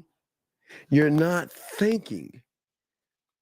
You get more pussy by making her crave the dick. Let me explain something to you, Arthur. Zag and I can easily go out with a woman the first time and get the pussy. But why do we want to do that? Why do we want to make her think that her pussy's so special that we gonna crawl and run and beg and come on, girl, give it to me and all that stuff, when we can chill the fuck out, show her how interesting we are, and have them talk about getting on our dick, fucking touching, rubbing, and grinding and doing whatever to our dick. Does that make any sense? Yes, sir. See, and here's the thing. Here's the thing. So let's talk about women can smell desperation. Yes. Right. Women. Here's the thing. Women are not dumb. Okay. So women know if a strange man they've never met before come up to them, he's smiling all in their face, being extra friendly. They know you want something. Okay, and that something more than likely is going to be sex. They know that you're going to want that, right? So women are not dumb. So a lot of times what women will do, especially when they want to be entertained by men, they'll sit back and they'll see what you're going to do differently or what you're going to say differently than the last 10, 20, 30, 40 guys, right? Now, sometimes what may happen is you may surprise the fuck out of a woman by the way that you're conducting yourself and the way that you're talking to her, where you're a breath of fresh air and you're actually evoking her to feel something that she wasn't really anticipated feeling. Like, oh, damn, I thought he was going to be like the rest of these dudes, just boring as fuck, don't know how to talk to a woman. But now I'm thinking I might want to explore this opportunity with this guy. So what happens, as Steve was alluding to, is instead of being a guy trying to get some pussy, be the guy that women want to give pussy to, right? And a lot of guys, they think that's the same thing, but it's not the same thing, right? So you as the man, your mindset as far as how you talk to women and how you convey who you are to women speaks volumes of your intent. Are you the guy that's trying to get some pussy, or are you the guy that's giving her an opportunity to get an experience that she's gonna like and enjoy very much? So Arthur, what Zag is trying to say to you is that what we're trying to show all you young men is that to get what you want and then some, you can't move like everybody else is moving. You can't, you'll never win being like everybody else. Arthur, what we're saying to you and everybody listening is that maybe take a step back, okay? Stop making it about the pussy. And for the first time, make it about this weird thing called your dick. No, Diddy. Do you see what I'm saying? Have some pride in who you are and say to yourself, how is it can I market this motherfucking dick to her to give it so much value that she wants that more than a dildo in her fingers and some other guy? How are you? Remember, you've got to market by making an emotional connection. It is so vital, because if you cannot, okay, you have to understand trust is a funny thing with women. Some women can trust you, but not trust you enough to give themselves to you. She can trust you enough to be a friend or be a brother to her and things like that. But you have to understand, and this is going to shock a lot of you, a lot of women hold their pussy to this sacred thing that they just, look, I'm not just going to give this pussy away to any old body. And sometimes I won't give it to anybody at all. I'll just hold that shit out. Because there's nothing behind the dick.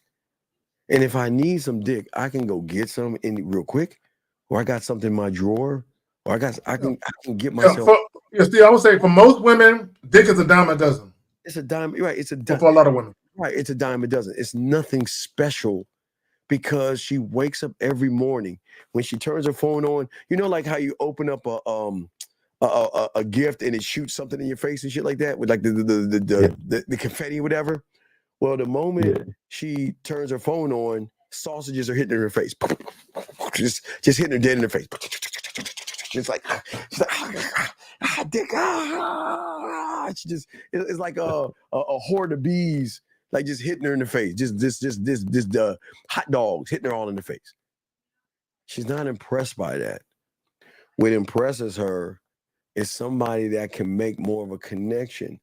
See, when they begin to trust you, trust turns into more of a deeper connection where she's saying that, you know, and this is going to help you with size as well, gentlemen.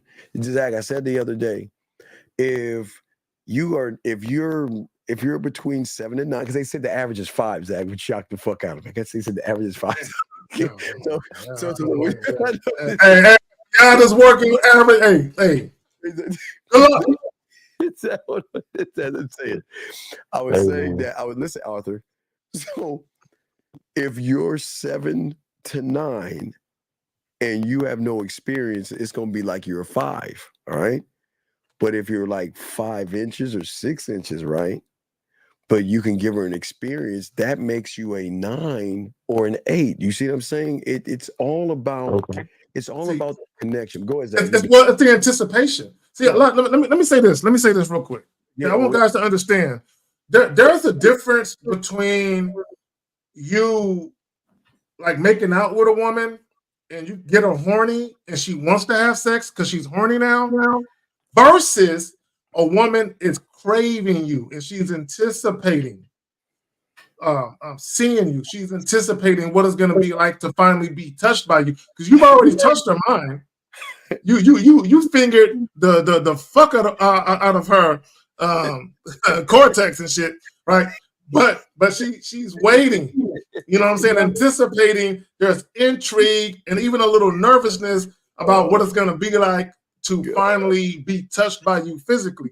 So that anticipation literally adds to the sensitivity in and around her vagina and all of that. So to Steve's point, you can be an average sized dude, but because you got her so, just so, anticipating the situation, it feels different than if you were a bigger size, but you didn't get her there mentally.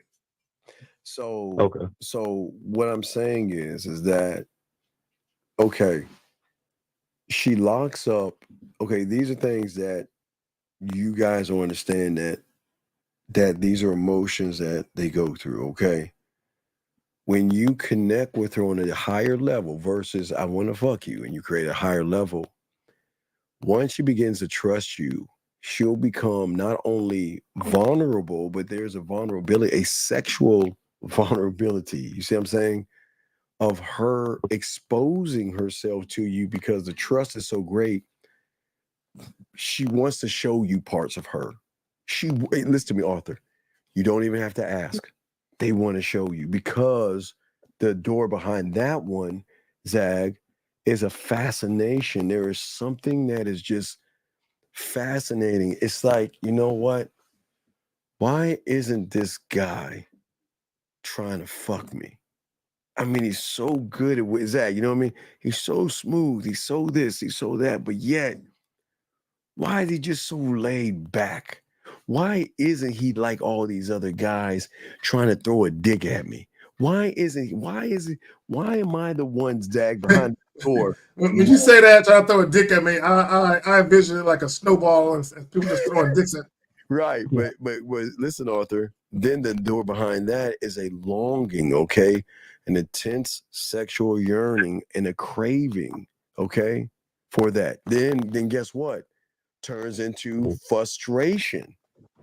Because they can get frustrated because you're taking too long. You're taking too long to fix them. Think about this, Arthur. A woman right now, every woman in this room right now can pick her phone up, close her eyes, scan through all them motherfuckers, close her eyes, and just pick one and say, "Come over and give me some dick." I'm right. I'll that's what she can do. She can do anytime she wants, right, Arthur? Arthur? Yeah. But she can't do that with us. She can ask us to come over, but guess what, Arthur, shockingly? Guess what we can say? Nope. You're not worthy of my dick right now. Why would I fuck you right now? Arthur, just because they want to fuck, Zag, doesn't mean we have to fuck. No, it doesn't mean, because here's the thing, and this is what a lot of guys don't understand. As a man, see, a lot of guys, they think autonomy is strictly a woman thing. Okay, women have sexual autonomy. Men, we have sexual autonomy too. The reason why a lot of guys don't recognize that is because they've never been in a position where they could turn down sex.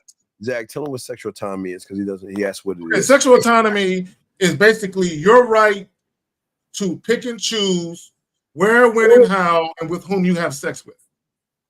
Yes. Oh, okay. But to have autonomy as a man, you actually have to have women that gravitate to you sexually to have that, where you can pick and choose when and where and with whom you fuck at a time and place of your choosing. A lot of men don't really have it like that to be able to do that consistently. So Arthur, what happens when a woman you want to fuck? What does it even look like? What does it look like, Arthur? Tell us what it looks like. She comes over. What does it look like, Arthur? She comes over, we'll walk through the door, well, before you can I'll hug her, kiss her. Arthur, stop trying to seduce us and talk, dog. You like, hi guys, it's Arthur. You're like, hey, she's trying to go. Stop trying to seduce us. Talk to us, Arthur. You don't need to seduce us. Just talk. This nigga trying to nut on the phone and shit. Like, come on, bro. Diddy is not in the house, bro. Diddy is not here, bro. Like, right.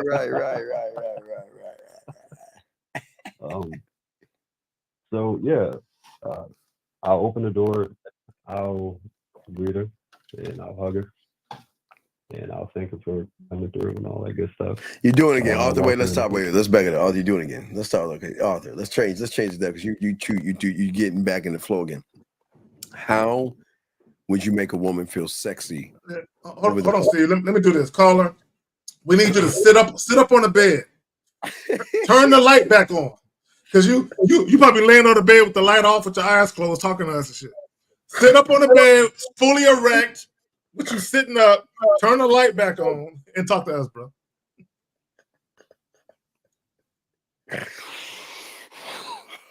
All right, can you hear me now? Okay, we can hear you, dog. All right, yeah, dog. Go ahead, dog. Please sit up. All right, man. All right. Yep. So I'll open the door, and once I open the door, we'll just talk. I'll greet her, and after that, she'll come through. Okay, you see the problem is? Okay, all right, okay. All right, wait. I want you to think of it like this. We're all blind.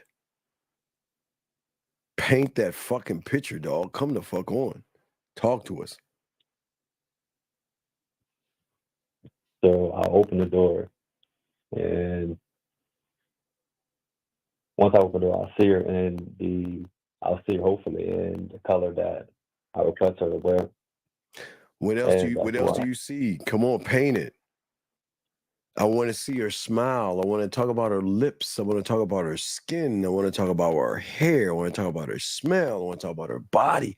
I want to talk about all those things. You gotta see. This is what Arthur. This is what I'm talking about. These are steps. Okay, you're opening the door. Even open the door. I'm gonna have the lights out. I'm gonna have the music going. I'm gonna be ready. You want to know why? Because I'm already ready. How I got ready. I listened to Steve when I took that shower. What I did, I had the peroxide to wash in my mouth to kill all that bacteria in my mouth, spit that out. I got my scope out last. I had my toothbrush to brush my teeth all right.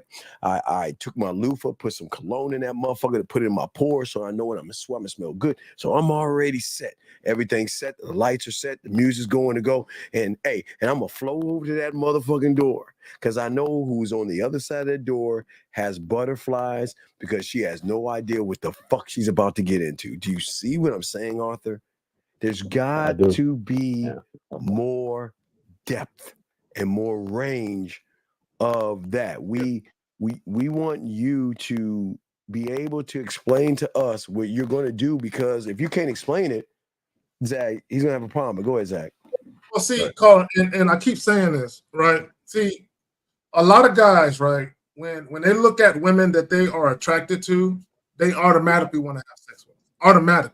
So for a lot of guys, physical attraction equates to sexual attraction. For women, it's not quite the same thing. Now, there are instances where a woman can be seduced by a man's look, but here's the problem with that. And here's the problem that I'm sure all these women can tell you, that they've had sex with attractive men who didn't know what they were doing. Listen what you're saying, Zach. Here you go. Wait. One here says entice me. The other one says give her a reason not to wonder why she and I'm getting to that right now, Larry. I'm getting to that right now. So call it. So a lot of these women, they've had sex with attractive men that were very physically appealing to them, but the guy sucked in bed. He didn't know what he was doing. Yes. Maybe he was a clingy, needy guy. Maybe he was a stalker type, and they found that out later. So this is why a man's behaviors is so fucking important before a woman even has sex with you, because your behaviors will give her insight to something that she's experienced before that she didn't like, or something that she experienced before that she did like, right? Because what a lot of guys got to understand is that how a man looks physically is not an indicator of how good of a lover he's going to be, right? But a lot of times the closest thing that might give women an inkling as to the type of sexual experience they may have is the way that you make them feel outside of the bedroom when you conversate to them, the way that you text, when you leave voice notes and things of that nature, the way that you conduct yourself. That gives women a better inkling as to what type of sexual experience they may have. Now, it's still not a guarantee, but it's a little bit something. It's a little bit more that a woman can wrap her mind around than just simply how you fucking look. Yeah, do you see what I'm saying, Arthur? So I mean, Arthur, I know you want to have sex with him, right? But why is that thirst to want to fuck him so bad where you just don't want them to fuck you? I just don't understand that. It's great, guys. It's better when they want to fuck you. You do understand that they're wild as fuck. It's wetter. It's way wetter. It's much wetter, and they're nasty as they love it. They have more. They enjoy it more. We got to bring a towel to the bed before we even start. Like, goddamn. Zach, you mean like that?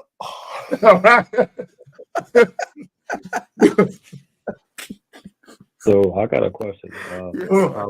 Kind of thing.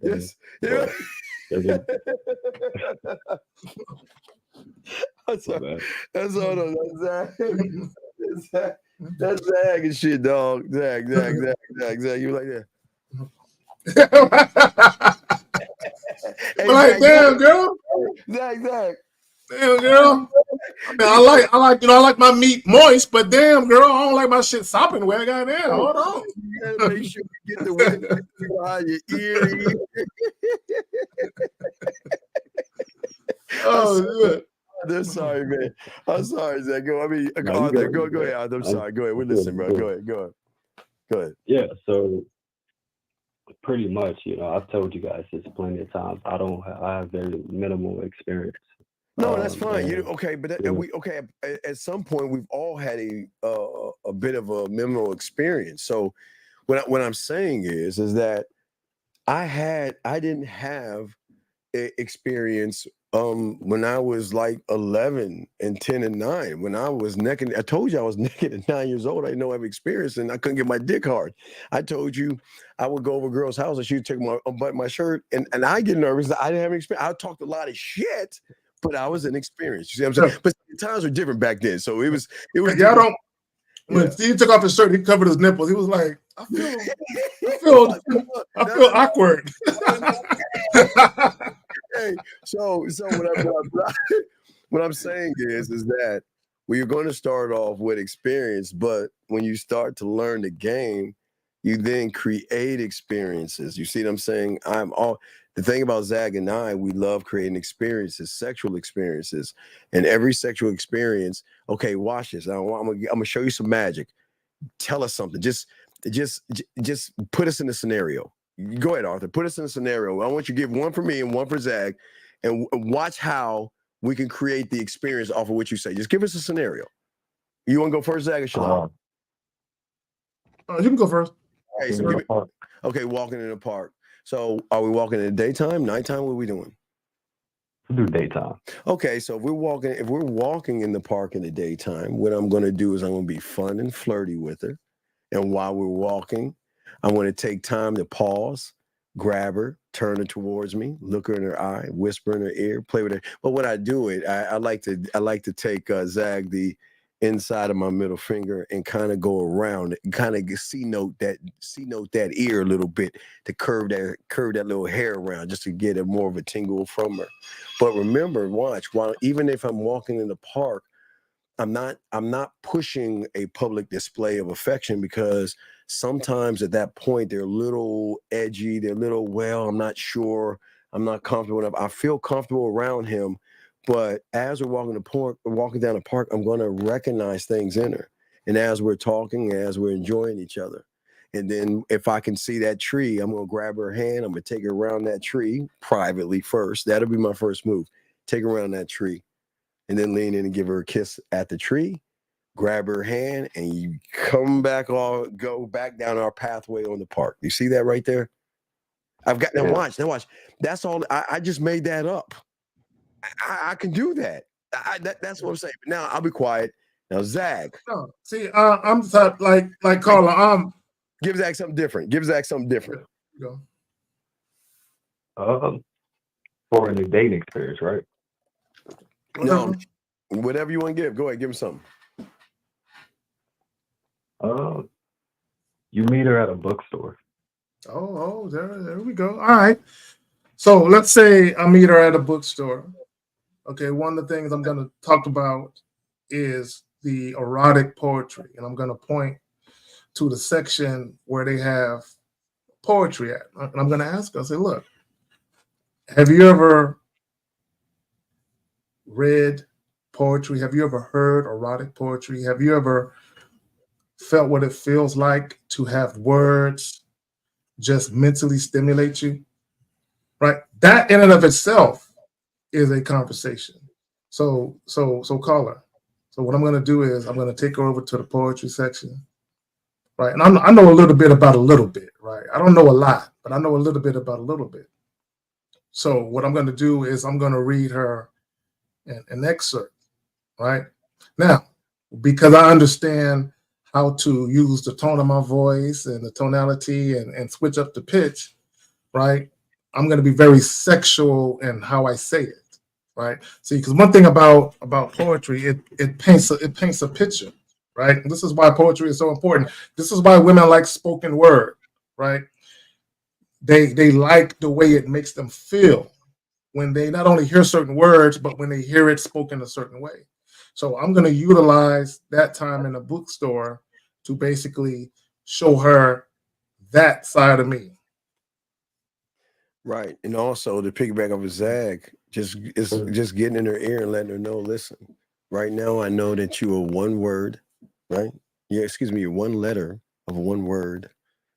And as we get to know each other, you move into a sentence that moves into a paragraph, that moves into a page, that moves into a chapter. And every page that I turn and every layer that I peel from your mind is going to give me a better interpretation of what you and I can be. You see what I'm saying, caller? Oh, there you go. See, caller. Right. I'm saying. Okay. So, but think about you. Listen, and look, you ain't saying let's fuck, but you talking shit to her. You see what I'm saying? Facts. Okay. You see what I'm saying? You guys gotta learn how to be smooth with this. You're not, listen, okay, remember. Always remember that we remember the rule of diamonds and Cuban zirconium, right? They're both the same, yes? Yes? Yes. But why does one have more value than the other? Because they're harder to mine. No, because one is withheld from the marketplace versus the one that has. So a woman can go to Five Below. She can go to any beauty store in the mall or Target or Walmart and have an array of fake jewelry that she has access to. Now she goes to Zales or something like that. That motherfucker's gonna have a police officer in that motherfucker. It's gonna be in a glass case, and it's gonna have some price tags on it, and you won't be able to just like have access to shit. You gotta see. Okay, remember, women value things that they don't have access to. That's why they don't value you motherfuckers, because they have access to you anytime they want. They don't have access to myself and Zag. And if they look, if they get access, is it dick? No, it's attention, texting, time. It still ain't exactly. It still ain't even masturbation. But also, Steve, it's like a lot of these guys, they got that piercing pagoda shit in the mall. They got that type of dick. You know what I'm saying? Whereas, when you got diamond exchange dick, where you got to go to a particular place to get it, it makes it that much more enticing to have it. Right, and that's what we're saying. If you can have more diamond dick than cubic zirconium dick, then you are going to be wanted more from the woman, because at that point you can empower. See, listen to me. Your dick game and who you are. Y'all don't understand this. Do you understand how you can empower a woman, where you can give her another layer of confidence, a layer of new open boundaries and different thoughts and all these? I mean, you can take away. What happens when you're the guy that can take away any type of insecurity she has, knowing that when she talks to you, she feels sexy. She can feel you penetrate, not sexually between her legs, but she can actually feel the penetration of you.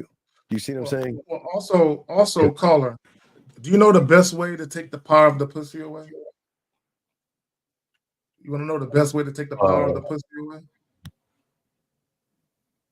Like you guys say, take the dick off tip. No. Here's the thing, right? See, the average guy, he goes out of his way to try and convince women that he should fuck.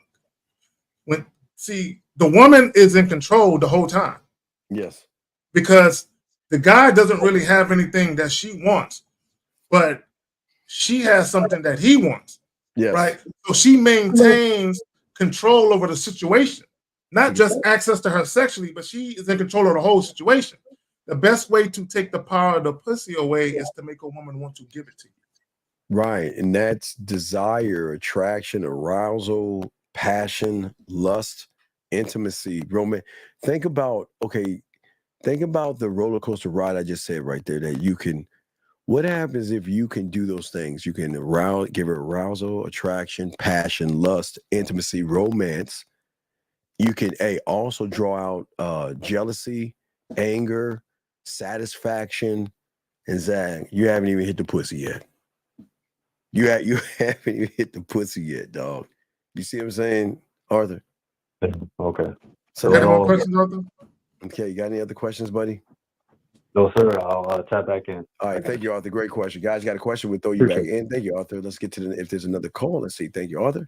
Okay, oops, I hope I didn't want to hit that button. Okay, guys. Lines open, guys, if you want to ask a question, but let's see here. I think she's finished up what she's saying. Let's see. Here we go, Zach. Here we go. Men that are at a certain level, they automatically think it wasn't about I didn't want it to be about the money. I feel like when you go out with certain men that are at a certain level, they automatically think you're supposed to throw yourselves at them. So here's the thing, Zach. Okay. So y'all think that we're telling you that a woman should throw herself at us? I'm not saying that. I'm sure Zach. We're not telling you and give you some fabricated fantasy like Axe Spray that when you're a man, they're just gonna throw themselves at you. I told you they're gonna run. A man is a dominant force that most women fear sometimes, and they don't want to fuck with because they lose control. So they're not gonna. The magic you said lose control. You're gonna lose control. Okay, they're not gonna throw themselves at us, but through free will, they'll start feeling more connected to us. Not to say they're going to throw themselves at it, because we don't want to lie and say women just throw themselves at you. It doesn't work that way. Zach, what say you on that, brother? Well, but a lot of guys got to understand, women who typically throw themselves at a man, that's usually sexual attraction and lust. That's usually what that is. Yes, sir. The reason why you're not really going to have women throw themselves at you because you have money is because if they appear too easy, they won't get to the money, right? If a woman is utilizing you for your money, or she's mainly motivated to deal with you because of your money, she has to sit back and let you chase her and let you get at her, right? And let you feel like you have an opportunity to win her over. All you got to do is this, and that, right? So if a woman is mainly dealing with you because of your money, it really makes no sense for her to throw herself at you, because then that will undermine her attempts to utilize you for the money. Does that make any sense? Gentlemen, oh, I'm sorry. I thought we were talking to a caller. Yeah, that was, how are you? Guys, so all right, so Zach, guys, you got questions, put a Q in there. We got y'all covered.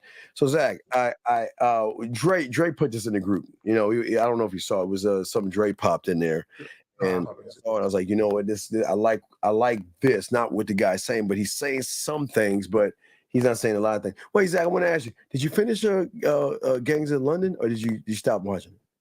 I stopped watching it. No. I took a break. I'm watching it, but I just took a break. So I got to re-catch up on my binge watching. Wait, hold on. Let me ask you. Wait, boxing. Are you in the room? Is boxing? Are you still here? Boxing. Let me know if you're still here. Okay. Let me say something to you. 81.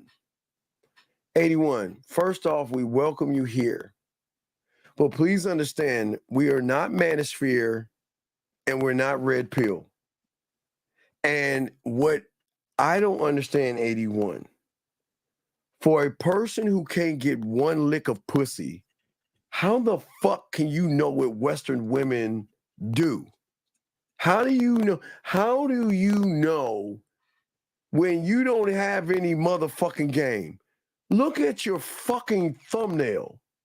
It's fucking flowers. Are you serious? Steve, this is how you know guys don't get women. God damn. Because him saying Western women are control freaks, that's not based on his own personal experiences. That's based on him listening to goofy ass YouTubers and these red pill motherfuckers. Because even his use of the word Western women is proof of that. That he don't get no women don't fuck with him, right? Because if he was a man, he wouldn't run into women who are control freaks. He would run into women who would want to submit to him, regardless of where they're from.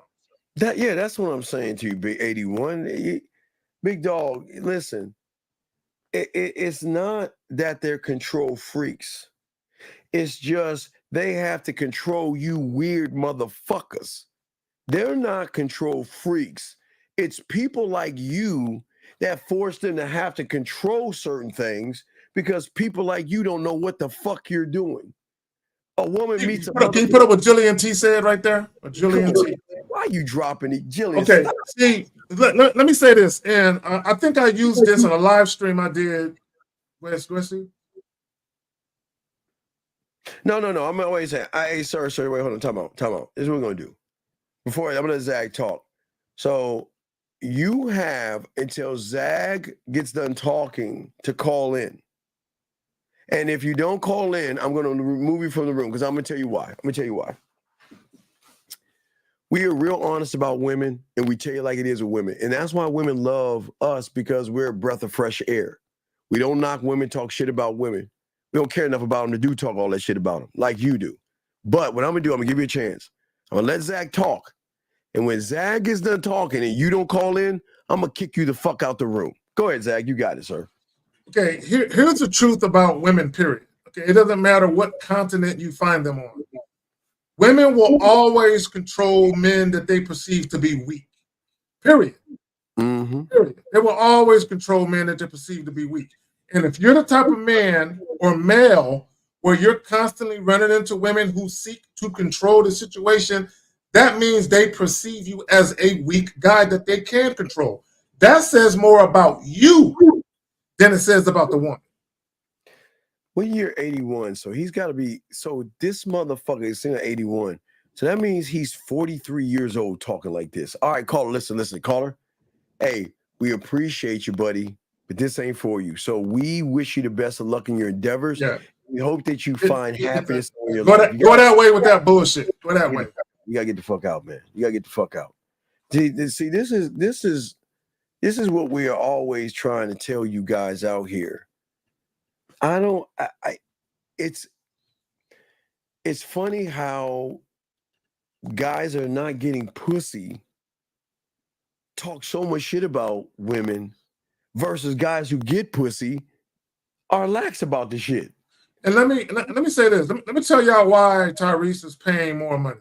Okay, in a nutshell, I'm gonna tell you why he ended up in a situation he ended up, and now he's going back to court for more child support. Number one, I told you guys before, when a woman is putting you on child support, oftentimes she's doing that because that's the only reason why she got with you to begin with, was because of your money, and or she doesn't respect you. Because if a woman actually respected you and you were the type of dependable guy that could handle your business financially with the kids, she would sit down with you. You guys will have an adult conversation. The reason why Tyrese got himself into a situation is because he let a woman tell him something he wanted to hear, and he believed it. Instead of him doing his due diligence and dealing with that woman on his terms and standing on his shit, he deviated from what he would have done based on what he wanted to believe about the woman and what she told him. She told him, "Oh, I'm not looking for money. I'm not impressed with the guys with money." And because he really wanted to mean that, he believed her. Then he proceeded to hit it raw and marry her, and now he in a. Yeah, absolutely. So let's bring in this call. Area code 361, sir. What's your name and what's your question? 361 going once, 361 going twice. This is Christian. Yes, from sir. Corpus. Yes, Christian. How can we help you, sir? It's always a pleasure to speak to y'all. Christian, how can we help you, buddy? What's up, buddy? How can we help you? My question is, what is more important, physical attraction or a mouthpiece? You said what? Wait. Are you on your speakerphone, sir? Wait, what was that? Can you get off of your fucking speakerphone and talking to the thing and stop? It sounds like you're around a bunch of people because you're moving the phone around a little bit. Are you? Oh, yeah, I'm at work, man. I'm sorry. Okay. What did you say? What's more important, mouthpiece or what? Mouthpiece or physical attraction? Let me get him, Steve. Let me get him real quick. Yeah, okay. Caller, I'm gonna ask you a question. So I want you to try and put yourself in the mind of a woman, just for a second. Which is a better indicator for what type of man you might be and what type of experience a woman may get when she deals with you? How you speak and how you convey who you are, or how you look? How you speak. Okay, now let me say this, and I'm gonna pass it to Steve. I am not saying that how you look to women doesn't factor into a woman's decision to fuck with you. What I am saying is that there are a lot of so-called good-looking men, handsome men that have trouble with women. And there are some men who are average-looking to slightly above average-looking that are having their way with women. Go ahead, though. Okay, young man, listen to me. Check this out. Okay, so every guy is not going to fit in to what a woman finds attractive through her eyes, okay? Through her reality, okay? Every woman has an idea of what they find as attractive, okay? So that means that, Zach, how tall are you, motherfucker? 5'9". Okay, so I'll give you an example. Zach is 5'9", he's 52 years old. I'm 5'7", I'm 53 years old, okay, caller? All right? Now, yes, sir. To an average woman, right, that says, I want a 6 foot tall guy, and I will never, I'll never fuck with anyone over 50. Okay, just follow me on that. Because her reality and her interpretation of reality, a woman's allowed to have that idea of what she finds attractive. Okay? That's from the physical. That's from her eyes. Okay? All right? But your mouthpiece goes beyond eye, beyond conscious, beyond subconscious, and taps into this thing called emotion that drives behavior, which means is that even though Zag 5'9", 52 years old, me 5'3", 53 years old, 5'7", don't look the part, The moment we start talking to them, we become that guy. We become the attraction because she can, listen, she can control herself. She can control herself with all you guys out there. But the one thing a woman can never have control over is the emotional connection she has with somebody that can talk her out her motherfucking pussy without even getting her pussy collar. Does that make let me okay, caller. So let me say this. Do you think wait, that's fucked up. They say about really? All right, that's fucked caller, up. do you think that women make a conscious choice to be sexually attracted to a man, or is it involuntary? Involuntary. So now, peep game, I'm glad you said that. So if sexual attraction, in many cases for women, if it's involuntary, that means in many cases when they're talking to a man, they weren't consciously thinking of being attracted to him sexually. It happened through the course of having a conversation. Now, I want you to understand that all women have dating preferences, right? Meaning that if you ask them what they want in a man physically, they will all describe what they want physically. It could be a guy that's muscular, a guy that's tall, he looks a certain way. I'll give you an example, right? My ex-wife, right? Her physical type is light-skinned, high yellow Negroes with colored eyes that are 6 foot plus. Right? That's if you know who Zach LaVine is. Zach LaVine is the basketball player for the Chicago Bulls. That's her physical type. That's the shit. But if you look at me, I look nothing like that motherfucker. Right? So when her and I were dating, there was a guy that she was dating that was a light-skinned, green-eyed, 6 foot plus dude that made twice as much as I did. Who wanted her, but she wanted me above him. Right? Because of the way that I made her feel. Now I ain't even talking about the sex because once I got her in the bedroom, it was a closed deal at that point. But it was over at that point. It was over. But dick side the mouthpiece. He lost it. Once the bedroom happened, he really got pushed to the back. But my point is this. So although I was not her physical type, I was not her preferred preference, quote unquote. When she met me, her attraction for me was so strong and it was involuntary. It wasn't a personal choice to be attracted to me. But when I got at her, she just couldn't help herself. So looks factor in, but not as much as guys think. Does that make any sense, sir? Yeah, sir, it makes sense. I have one more question. Sure. Okay, so how do you trigger that emotional reaction in her? Well, by not trying to trigger the emotional reaction in her. Okay, here's the thing. You guys out here are trying to trigger something that you want her to trigger. See, okay, I always look at it like this. Every woman that I run into is going to have this so-called wall of protection. And every guy that she runs into, they're all trying to do the exact same thing. They're trying to find some kind of combination code to beat, break down, or bust that wall open on any side. They're just trying to do it. And they get caught up in the whole thing, right? That's where these women catch y'all up and shit. Because y'all put so much dedication in trying to break that wall down. You don't break the wall down. Think about this for a second. Who put the wall up, caller? Who put the wall up? Herself did, right? Right. Of her past experiences. So if she put the wall up, who do you think should be bringing that wall down? Herself.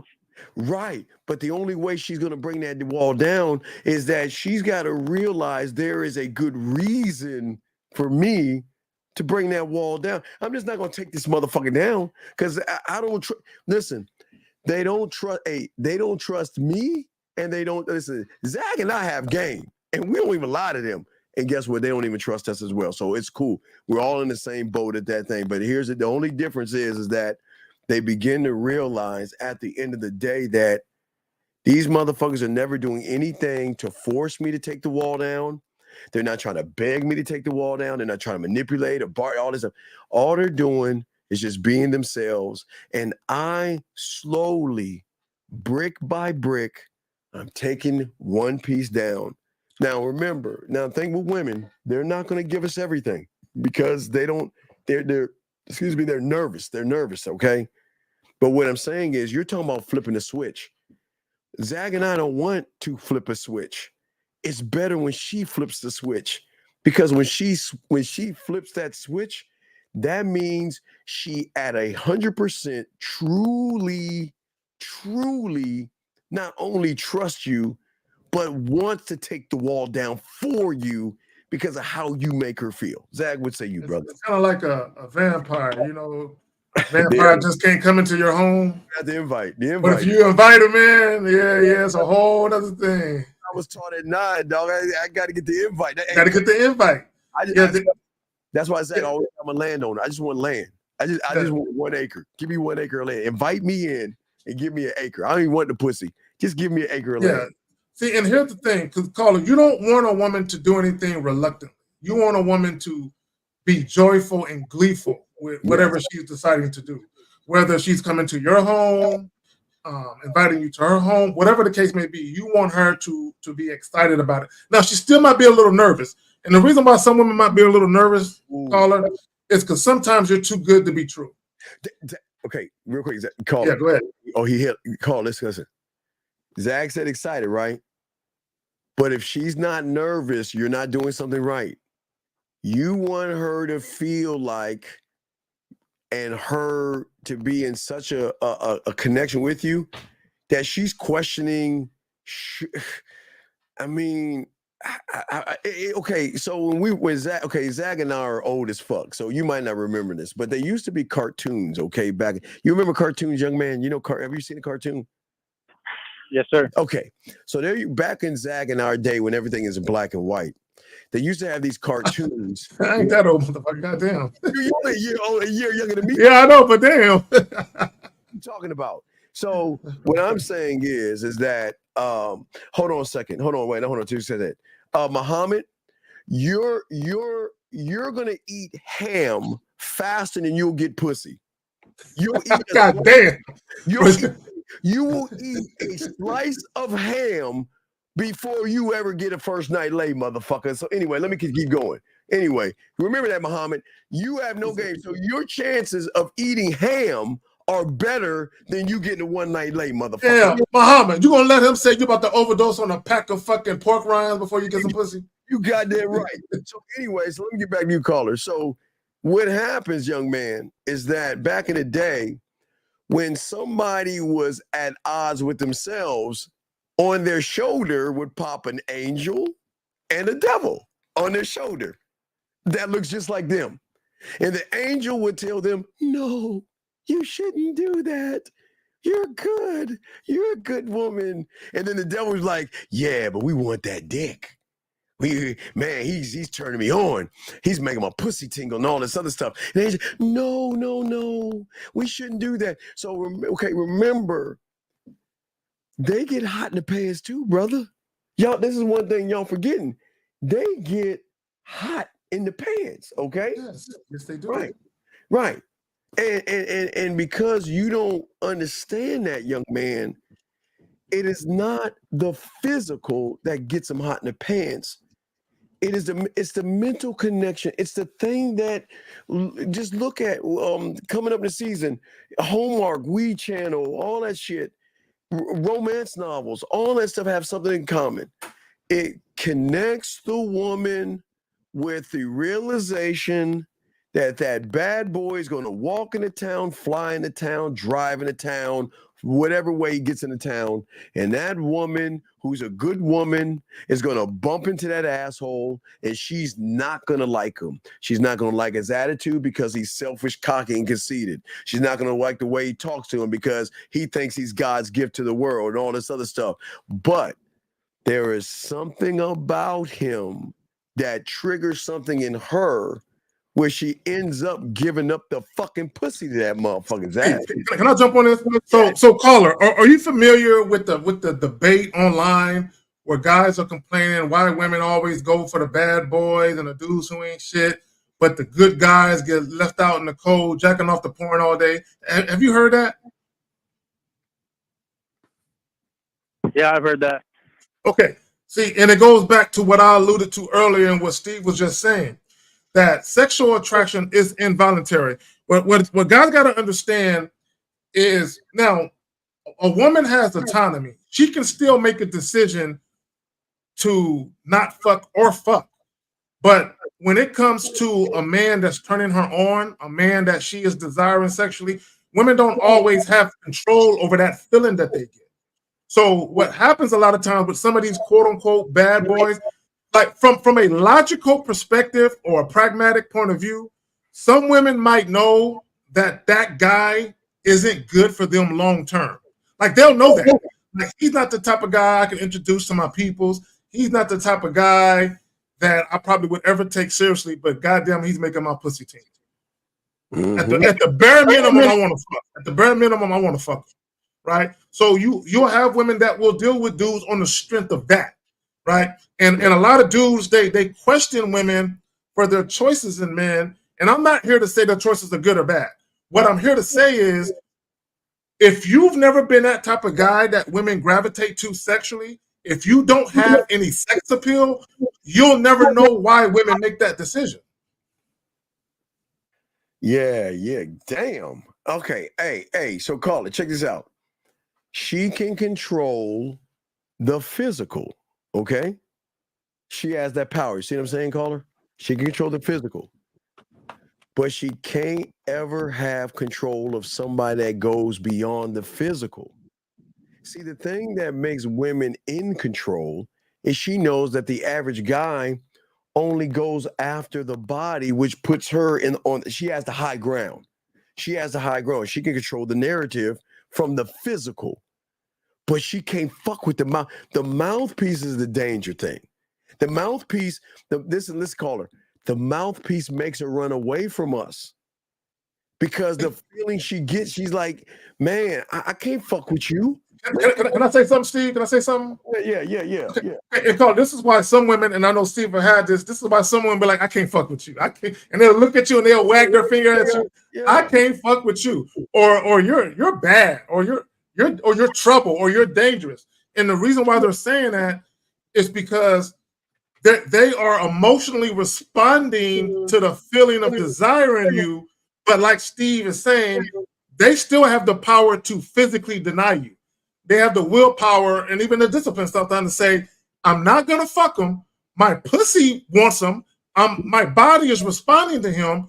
Yeah. But I can tell if I deal with this guy based on how he's making me feel now, and I just met this guy, if I let him lay them hands on me, that tongue and that dick on me, I might lose control. And I'm healing right now. I'm really trying to find me, right? If I let this dude fuck me, he gonna mess up all this work I've done to get myself together, right? So I'm gonna leave him alone. So women, they do have control over the physical. Now, sometimes they might not. They might just let themselves go and throw caution to the wind and just give in to their lustful desires, right? So that does happen as well. Well, but here's the thing on the lustful desire, Carl. Remember, the problem with the physical is that the physical can't be trusted.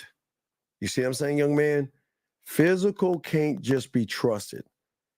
Like it can be deceiving? Right. Well, watch this.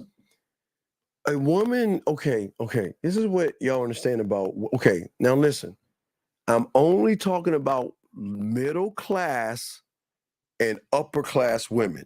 High-hanging fruit, okay? Middle to high. I'm not talking about low to bottom of the barrel type bitch. I don't want you to be with them motherfuckers. You want women that have shit going on for themselves, okay? And you're their secret desire, their secret toy, their secret fun, their secret thing that they have access to that no one else knows about. See, if you're the physical guy, yeah, but how is your mindset? Because a physical guy can get some pussy and watch, fuck her life up, be insecure, hounding her, running away. Do you know what your mouthpiece can make you look sexy to the eyes? So you don't have to actually have. This is why I keep trying to tell you guys out there. See, a lot of guys say, well, I don't look good, so that means she's not going to be attracted to me. I'm saying bullshit. As long as you look good to yourself, that's all that matters. And when you look good to yourself, you're going to move a different way. And guess what? Women will find, again, if you know, I call it, you notice, okay, Zag, hold on, let's see, Zag, hold on. Okay, all right, I got it, Zag, I got it. Okay, so Zag said he was 52, right? We talked about he was 52, right? There was a woman. Yeah. There was a woman in the chat room telling him how good he looked for his age. And you know why she said that? Because she's saying, damn, this motherfucker, okay, sexy cannot be in physical form with a woman. Listen, women are going to see sexy things all the time. Women are going to fall in and out of love all the time with physical things. Watch this, okay? She'll go to the store and fall in love with a physical pair of shoes, a purse, or a dress. She'll love that dress today, and then she'll see another pair of shoes, a purse, or a dress she'll love either within the hour or tomorrow, and then fall in love again with something. So it's a physical thing, right? So you don't want her to fall in love with something that she can easily replace, because shoes and purses and dresses, though she loves those things, she can replace those things. Absolutely, right? Oh man, Jay. Wow, hold up, Jay. Whoa. Yo. You see, let me read what she says. Secrets are hot. Keep that diamond dick hidden from everyone. See that right there, young man? That's what we're talking about. We're talking about, look, women, listen, women don't want to share you to the world. Before I throw it to my boy Zach, they want to share you all to themselves. You see what I'm saying, caller? And if a woman wants to share you with the world, then the attraction she has is not as deep, because then she becomes selfish and more territorial, because she wants to have your experience for her and her alone. But Zach, you got it. What say you, brother? So I want to get back to the title, and I want to tie it into what we were just talking about. Sir, Women can smell desperation, how your behaviors affect your dating. When we talk about sexual attraction or sex appeal, right? A woman being sexually attracted to a man, or a man having sex appeal, is deeper than how he looks. Again, women will tell you, there might be men on occasion where they are seduced by his look. Like on the strength of how he looks, they want to get at him, right?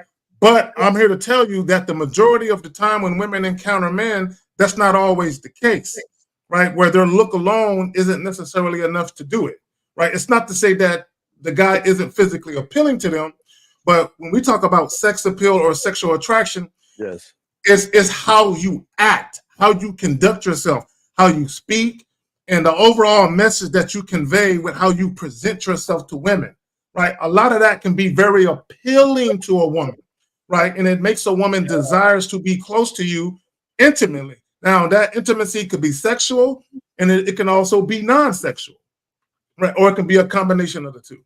Yeah, and when Zach, I'll talk more about the seduction. I'll talk more about that when Zach rolls. So Zach's going to be going to the top of the hour. We'll do 2 hours. But do you have any other questions, big guy? Okay, well, we'll let you go, I guess. All right, we'll let you go. If you got another question, let us know, buddy. Okay, guys, lines are, let me see. Okay, lines are open, guys. If you want to call in, we got you covered. Zach, let me go ahead and play this. If you have a question, gentlemen, please put a Q, and we'll be happy to answer any of your questions. And that goes for you too, ladies. If you ladies have a question, don't be ashamed to ask, because we will promise to answer that question for you. So Zach, this is what Dre put. All right, let's look at this. Look at this. Here we go. Never love you in it. Oh, here we go. The only thing that she will love is how you make her feel. And remember remember this. All right, here we Here's go. why women will never love you in a relationship. The only thing that she will love is how you make her feel, and specifically the pull that you now have on her emotions. Let me explain. You have to understand this. Women will not be loyal to you. Women are loyal to their own emotions, because constantly what she is asking herself 24/7 is, does this man satisfy hypergamy? Is this man stronger than the rest? Let me stop right there. Yeah. Okay. Yeah, he went off the rails. He went off The first part of what he said, there's some validity to that. And let me just say this about loyalty real quick. Okay, and I said this. The funny thing is, I said this months ago. People, when you talk about romantic and sexual encounters, people aren't really loyal to people. They're loyal to themselves first, and they're loyal to their wants, needs, and desires first, and they're loyal to their personal beliefs first, right? Before they're loyal to any person. I'm talking about strictly romantic and or sexual relationships. This is why when people talk about loyalty, a lot of people don't understand loyalty. Loyalty comes from the heart. Loyalty, see, a lot of people that get into these relationships, loyalty is obligated. That's not true loyalty. True loyalty cannot be ultimatum driven. True loyalty cannot be a sense of obligation. It has to be something that someone freely gives because they want the situation. The situation, right? It's not the person. It's the situation that they're in, and they don't want nothing to happen to that situation. And because that situation serves them, they're loyal to that. Go ahead. You know what I love about loyalty is when a woman tells you, you know, I know you don't care, but I turned this person down today. You know, this guy was hitting on me today or something like that.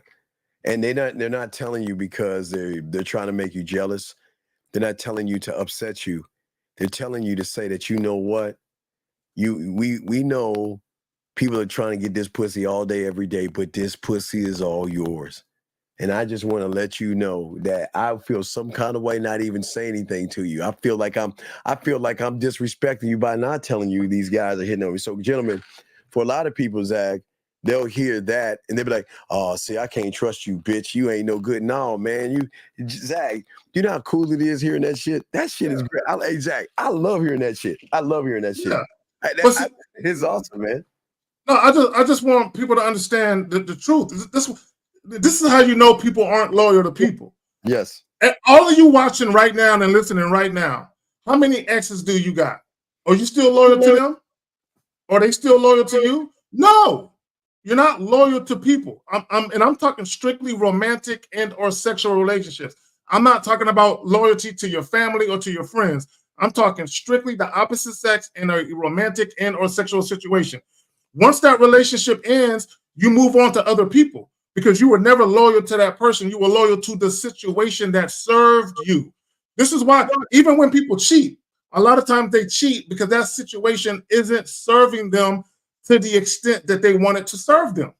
And it necessarily doesn't have anything to do with you, the person. It's kind of like this. Like if you got a person that constantly cheats all the time, they get caught and they keep cheating, right?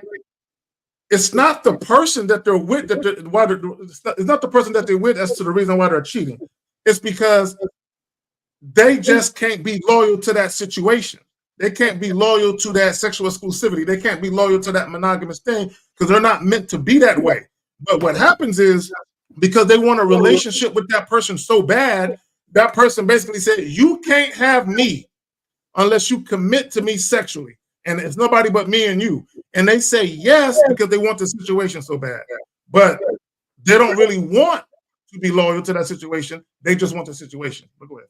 I just have You're absolutely right. Let's get back to him. Guys, you got a question? Put a Q. The lines are open. Let's get back to this bullshit here. Here we go. This man more captivating than the rest? And specifically, is this guy socially popular and does he have high enough social status where he qualifies to be with me? These are the subconscious questions that will be floating around in her mind, and here's why. That's some bullshit. Oh, man, their questions are a little bit different. Their questions are a little bit more sexual. Can he actually handle this pussy? And I don't mean on a physical. I mean, they like, can he handle me? Can he hang with me mentally? I mean, Kenny, Zach, elevate, educate, dog. Come on. See, and what he's talking about is very dangerous. Yes. Okay, because he said, women are loyal to their hypergamous ways, and Yes. whether or not you're popular and your status. Look, if you're dealing with a solid woman, they don't care about all that shit. They don't care about your fucking popularity and all that. They don't care about that shit. Now, if you got chicks who all they want to do is be at the BET Awards, they want to go to all the red carpet events, they want to be seen with all the celebrities. Yes, for those women that want to live that type of lifestyle, yes, for them, that might be true. But for women, when you take the internet away and women get off the internet and they deal with men in their real life, they are not thinking for the most part. Again, there's a certain population of women, a small population maybe, but by and large, women are not thinking like he's saying.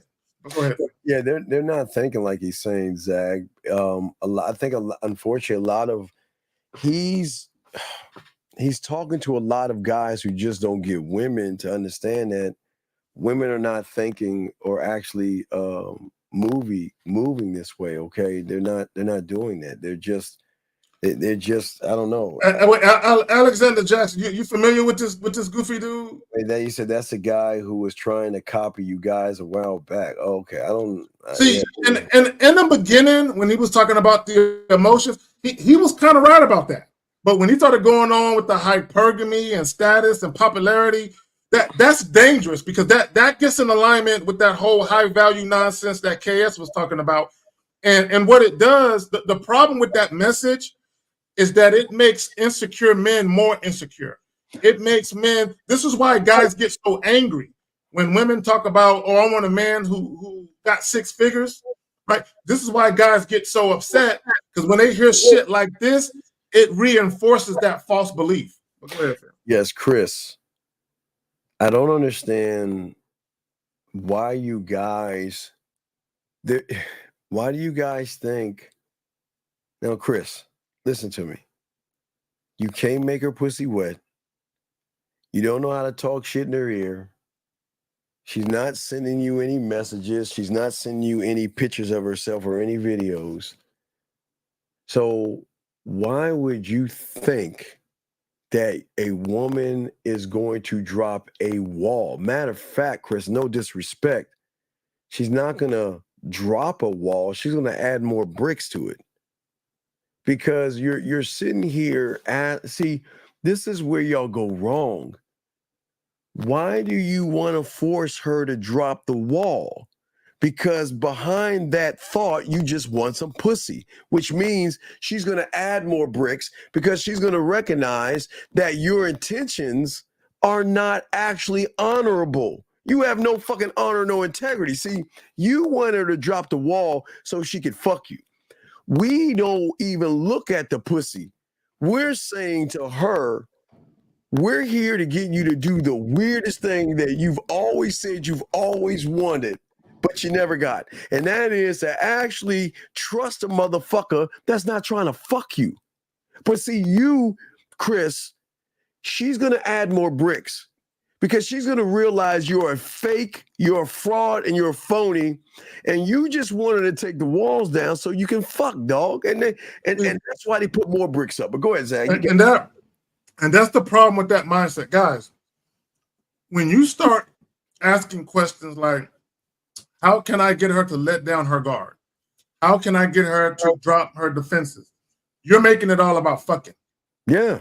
Because you want her to do that so you can fuck her, right? Yes. So what guys got to understand, and the first clip that we showed, when a young lady was talking about how she went out on 3 dates with the guy and that she curved them afterwards. If y'all paid attention to what she said in that clip, she said he was throwing hints. He was trying to hint at the fact that he wanted to fuck me. See, this is what guys don't get. And I'm going to put some on y'all content. There is a difference between you taking a woman out on a date because you legitimately want to spend some time fucking with her, talking to her, kicking it with her, versus you taking a woman out on a date because you're trying to get some pussy. Right. Women can tell the difference based on how you're talking and how you're coming out. Once a woman realizes that you're trying to camouflage your true intentions with dates, for a lot of women, that's going to push them further away from ever fucking you, because they see that, oh, this is a ruse. He's not really trying to get to know me. He's not really dating me because he wants to fuck with me. He's doing this because he wants to fuck me. There's a difference. Go ahead, Finn. Right. So Chris, what I'm saying is I get it. Okay, I get that you want, all you guys, you want to tear the wall down because you know a lot of women have always felt that they can't trust anybody. Okay, and that's their right. They're allowed not to trust us. I think that's great, Zach. Hey, Zach, some women won't even tell you guys they don't trust you because they don't even want to even tell you that. They just don't trust you. But when they fuck with us, they'll talk about it. They'll say, you know what? Look, it's just hard for me to trust right now. I don't know you. I don't know what angle you're trying to come from. You're saying all these things. It sounds good, but I'm just not sure about that. See, that's when you know that something sounds right, sounds good, but I'm just not sure. And then what you guys would do is be like, oh man, that's fucked up, man. Fuck that bitch, man. She playing games and all that other shit. Versus sitting there, God damn it, I gotta post this one. There you go. Yeah, trust is earned. I agree. I wholeheartedly agree. Trust is something, gentlemen. Look, even fuck. Well, watch this. I even go deeper than your earn. Beautiful. You saying trust is earned, right? You're absolutely right. But I'm saying trust is fucking given because guess what? I see what you're saying, but I'm gonna go a little bit deeper. No, I can't even did it because I'm talking to a woman, so I can say that shit. I'm going a little bit deeper because we go deep. So I see what you're saying as trust is earned. But see, I don't want to earn your trust. I don't want to earn that because me earning it means that I am trying to manipulate, deceive, or doing something to go against what you feel to give me something because I'm not thinking actually about your feelings. So I don't want to earn it. It's going to sound fucking arrogant. I want you to bring that bitch to my throne. I want you to give it to me. I don't want to. Give it to you like they're rolling fruit at your feet. Give it to me. I never wanted earned. And gentlemen, don't earn her trust because if you're trying to earn it, that means that her reality, her bubble saying that, look, I don't trust you. So if you're trying to earn it from a woman that doesn't trust you, that means you're trying to manipulate. And this is I'm showing you something, B. This is some levels of all this stuff right here. Okay. What I'm saying is at the end of the day, I don't want to earn your trust. I'll be goddamn. I'm not going to earn. I am never going to earn a woman's trust because I'm never going to fucking try to say anything to get for you to earn or to, earn it to give it to me because I earned it. But see, and I'm glad you said that. See, when you say earn a woman's trust, that implies that you're doing something underhanded. Right. That implies that you're trying to prove to her that you're not being disingenuous. Yeah. See, I'm telling women the truth when I first meet them. So there's nothing for me to earn, right? Like you said, given. Trust will be bestowed upon me because they see I'm not up to nothing. You motherfucker. And you know what's so great about that, Zach? Because they realize without you doing anything, I'm not up to nothing. They were not up to nothing, and they hand it over. And how do you know how they hand it over, gentlemen? Is when they start giving you this weird thing called private information. Not surface information like, you know what? I had a dog when I was a teenager. My first car was 17 and all that other shit. We're talking about when they fucking bring that shit to your throne, they're saying that, okay, I'm fucking with you right now. So now I get to actually show you the real me. So don't ever look to earn trust. You want her to give it, bring it to your throne. Zach, what say you on that, brother? I'm just trying to tell her, look, baby, I'm not trying to break your heart, just a bedboard. Wait, you're not trying to what? Break her heart, just her bedboard. Okay. But you know what, Zach? I told her that we're gonna break their hearts, though. You don't break their hearts. No, but when women know that you're on the up and up and you give them, baby girl, I'm gonna let you know exactly. And so let me just say this. Yeah, This is why you got to be straight up with women and be decisive, and also very transparent with what it is you're trying to do, and give women free will to make a decision as to whether or not they want to partake in that. Right. So right then and there, Sierra, I'm not, baby girl, I'm not up to nothing. You know, I'm not trying to swindle you. I'm not trying to con you. I'm not trying to deceive or manipulate you. What I will do is show you a very memorable, pleasurable experience. Now, it's up to you whether or not, you know, you want to go down that road. It's going to be a roller coaster of emotion, baby girl. Look, I can't promise how you going to come out on the other side of this. You know what I'm saying? But I can assure you, when we're together, you're going to feel like the only woman, and I'll never lie to you. Like, and that's it. Oh yeah, that's it. Make her feel like the only woman in the world, and make her lose time, and they'll start to really. You want her to give you, and to give. Remember, we're talking about her taking the bricks down, but gentlemen, but it's not going to happen overnight. Please understand this, gentlemen. There's no fairy tale. We're being dead ass serious. This is where patience has got to come in at. Now, there is patience to know that you're going towards that, right? Versus playing games. Don't waste your time, okay? So you'll get an idea if she's fucking with you by how she's moving around you. They move a little bit different, Zag, and I like for you to talk about that, how they move. But also, trust a lot of times has to do with the consistency of presentation. Okay, so this is what I mean by consistency of presentation.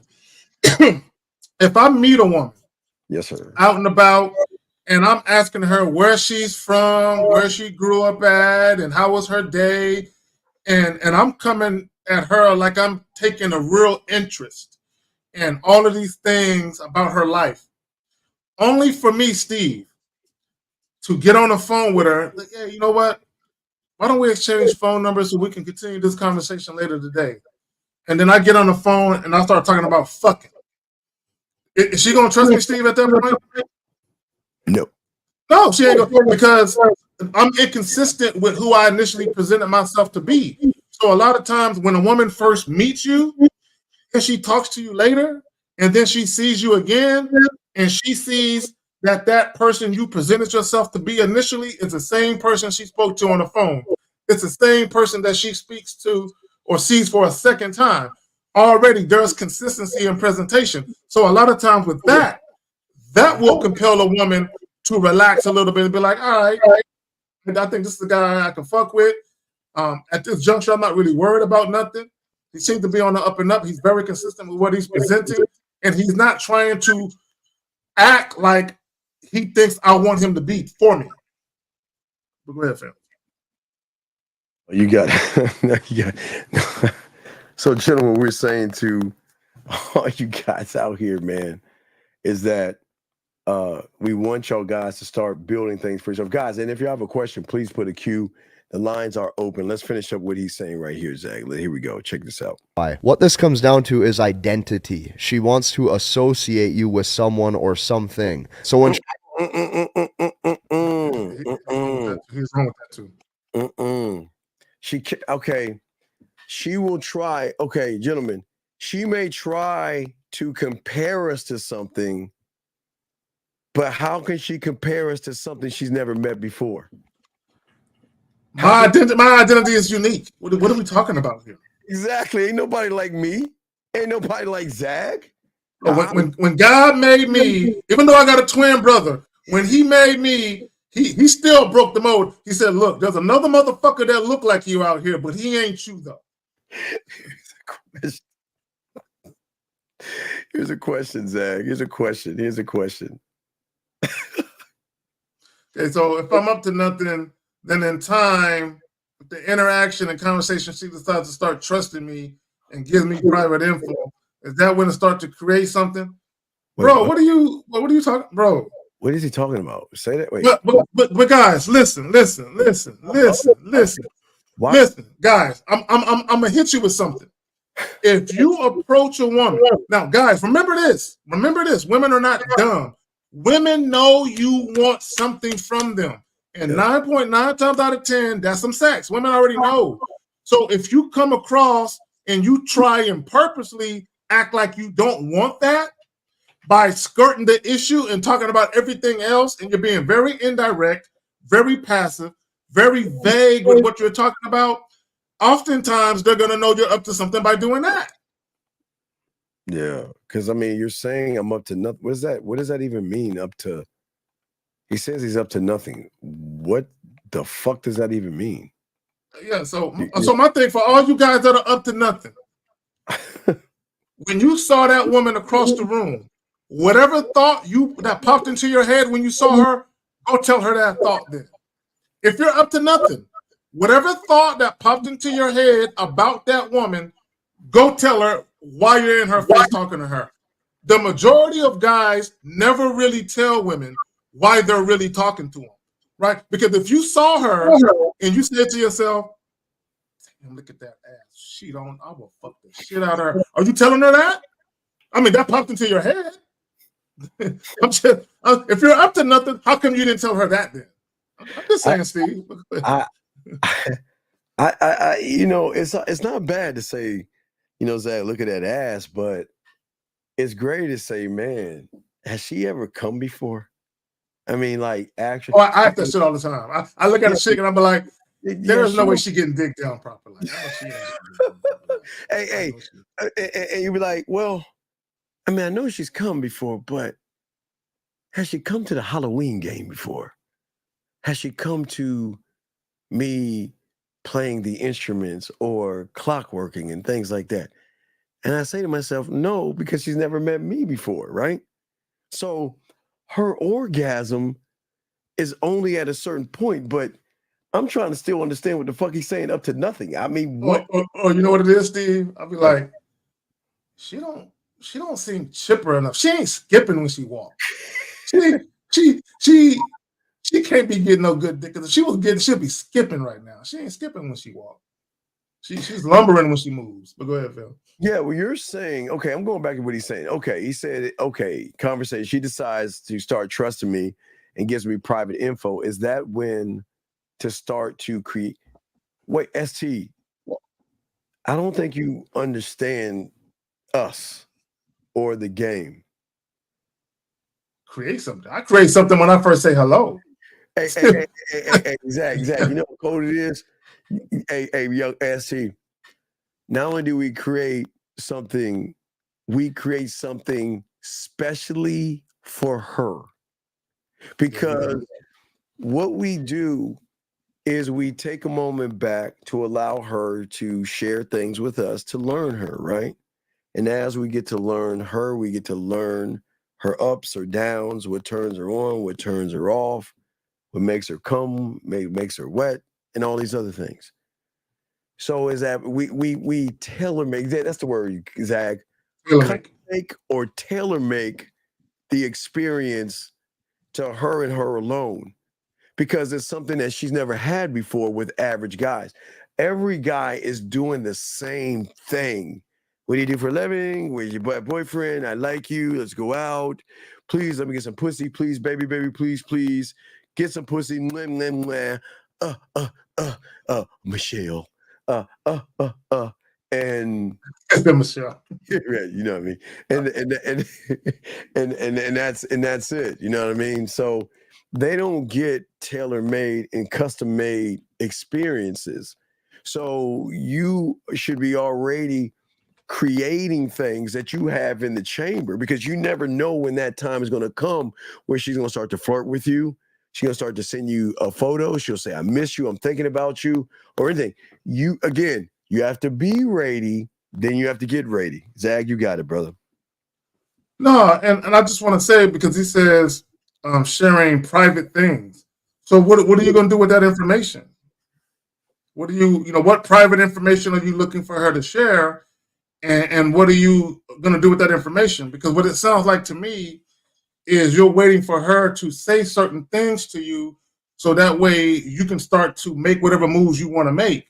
So my thing as a man, I'm not waiting on a woman, you know what I'm saying, to do anything, right? I'm making the moves I need to make, and because I'm going to be very authentic in that situation, and I'm going to be very unapologetic as far as how I am and who I am, her action or her reaction to me or her response to me, right, is already going to show me or reveal to me how she's viewing me in that moment. So I don't have to wait for her to share private shit, because what I'm going to do, I'm going to put her in a position where she has to reveal where her mind is at as it relates to me anyway. So, okay, so Zach and I, we're going to Miami 5th. The fellas, we're all going to be in Miami, right? So if we ask somebody to come to Miami with us, it'll be a different experience than just a normal seeing somebody. And ST, that's what we're talking about.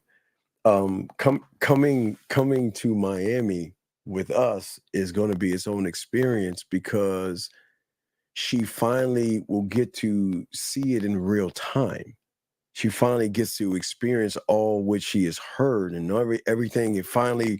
It comes together. Where Zag, just the thought of what she thinks is it's so down there, Zach. It's all the way down there, because she has no idea how the experience is going to be. So that's what we're saying. So even if we had someone come to Miami, Zach, right? Come see me. I want you to go, and I want you to be with me in Miami, right? And they come, and then they're in Miami, right, Zach? It's from the moment they come out that gate or they got their bags. That's like when they walking into the amusement park. From that point, from the moment they meet us from that gate, pulling up and coming out, from the moment we're driving them back to the airport, sending them off, which, Zach, tears. Oh my God, tears, Zach. They're going to be all fucked up because they're not going to want to end the experience. So they're going to... Yeah, go ahead, Zach. And that's a powerful thing. That's why I never understand a lot of you guys when y'all offer dates to women, and when you're ending the date and the woman is like, okay, all right, we'll see you later. No, when a woman is around a guy she's willing to feel it, she don't want the night to end. She does not want the night to end. And in fact, many times she will tell you she don't want the night to end. But in the event that it has to end, a lot of times they'll ask you, when can I see you again? And Steve, if you try to set it too far into the future, why so far away? Hey, in about 7 or 8 days, we'll see each other again. 7 or 8 days, you're gonna make me wait that long? You made me wait right? You're gonna make me wait, because 7 or 8 days is an eternity for a woman that misses you and want to see you, bro. And those are fillers. That's where you can make her come and stuff like that in between. You can give them fillers. And stuff like 2 or 3 days is too long, but 7 or 8, that's an eternity for a woman that likes you, bro. And I mean, hours is too long sometimes. Yeah, that's true. So they're not actually used to this. Let's keep going back to what he's saying. Here we go. Let's get it. Here we go. Let's do this bullshit. She looks at you, she wants to be able to say, yes, I am with the personal trainer. Yes, I am dating the professor. Yes, I am dating the therapist. Yes, I am dating that high-level CEO. When she can identify your character and your identity as someone or something. Can you stop? Hey, guys. Yes. Oh, I can't believe you said that. Guys, your identity as a man or your character as a man has nothing to do with what you do for a living. See, he's confusing and conflating, right? See, and we said this. This is why that whole high value man nonsense, this is why it's very damaging to young men. Because what it does, it conditions you to identify who you are based on what you do for a living and how you earn your money and all that other stuff. Who you are as a man has nothing to do with what you do for a living. Has nothing to do with that, right? So when he says, "Oh, I'm dating that lawyer or that doctor or whatever," this is a woman that's more concerned with keeping up with the Joneses. She's more concerned with appearances. She's not dating you for you. It's not about you. It's about how she looks with you. See, real quick, I got a story to go with that. You got it, dog. Go ahead. You good? I knew this doctor. This was years ago. He had a private practice. So anybody that know anything about doctors having private practice, they could become a millionaire very easily having a private practice, right? So not only did he work for a hospital, but he had his own practice. So I think he was in his 50s. I want to say at this time. So this was a while ago, but he got to the point where he made more than enough money being a doctor. Now he's married, mind you. So Steve, he wanted to do his boyhood dream. Yes. He wanted to go move to the coast, South Padre in that area, Mustang and all that. I'm talking about, hey, Boxer, stay around because I have something to tell you, Boxer. Make sure you hang around. Don't vamp. Go ahead, Zach. Go ahead. And he was going to buy a boat, and he was going to start chartering the boat, right? Because that's what he wanted to do. He wanted to spend his gold. He made enough money. He can retire in his 50s, right? So he was telling his wife what he wanted to do, and his wife had a problem with that. Now, he's a millionaire, mind you, but his wife had a problem with that because he was no longer going to be a doctor. See, the reason why she married him was what the guy is talking about, right? Because she wanted to be the doctor's wife.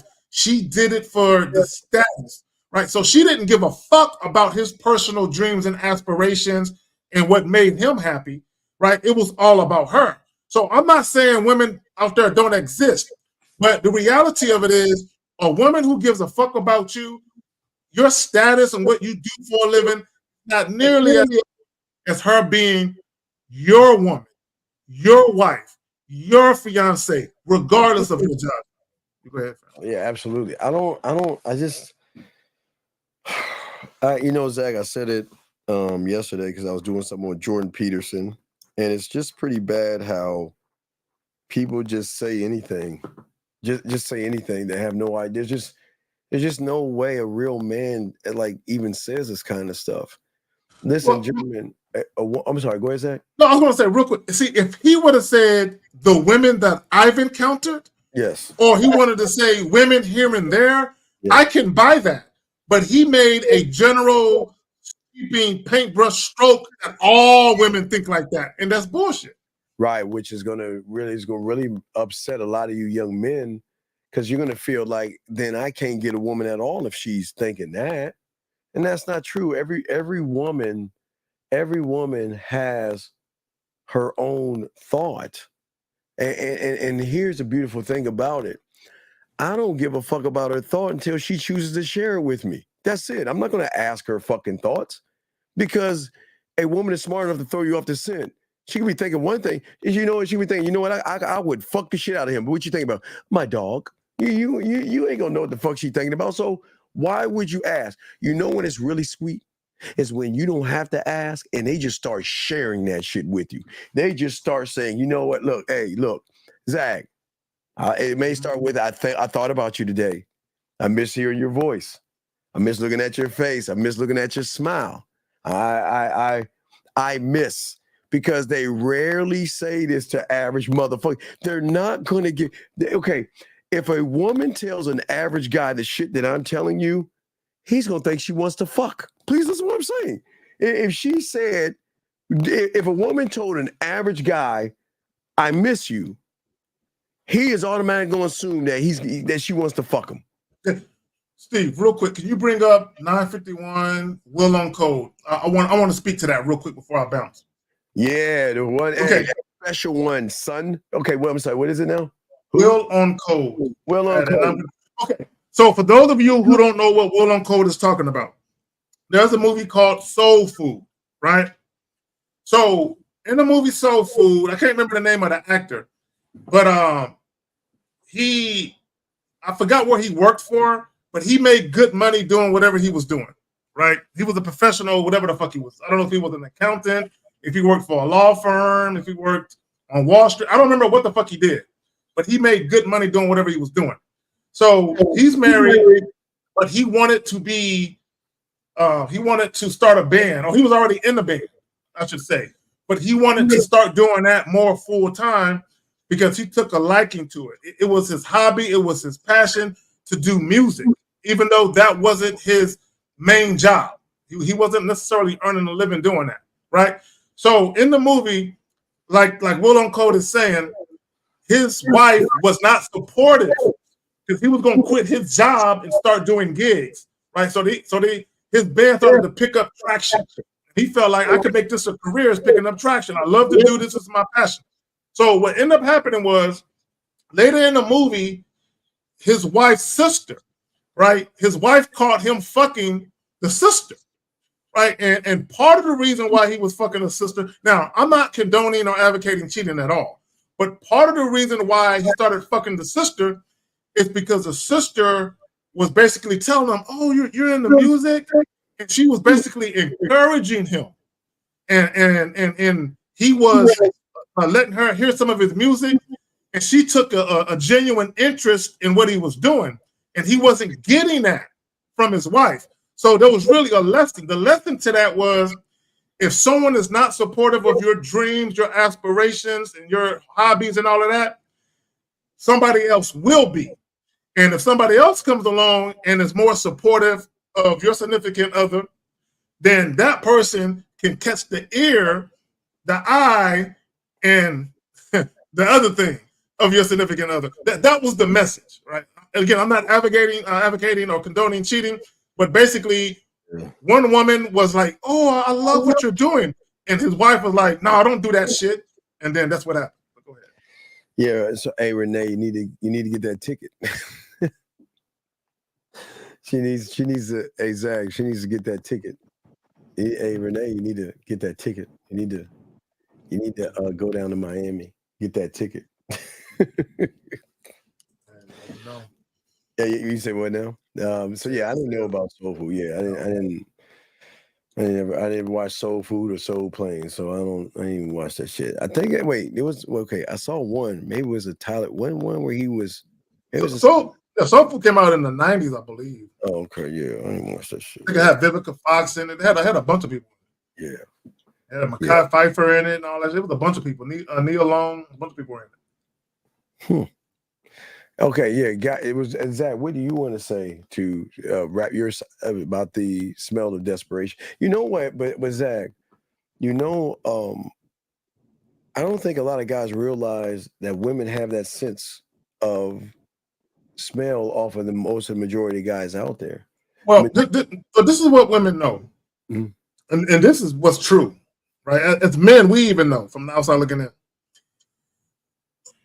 Once women realize that you can be moved, God damn it, Steve.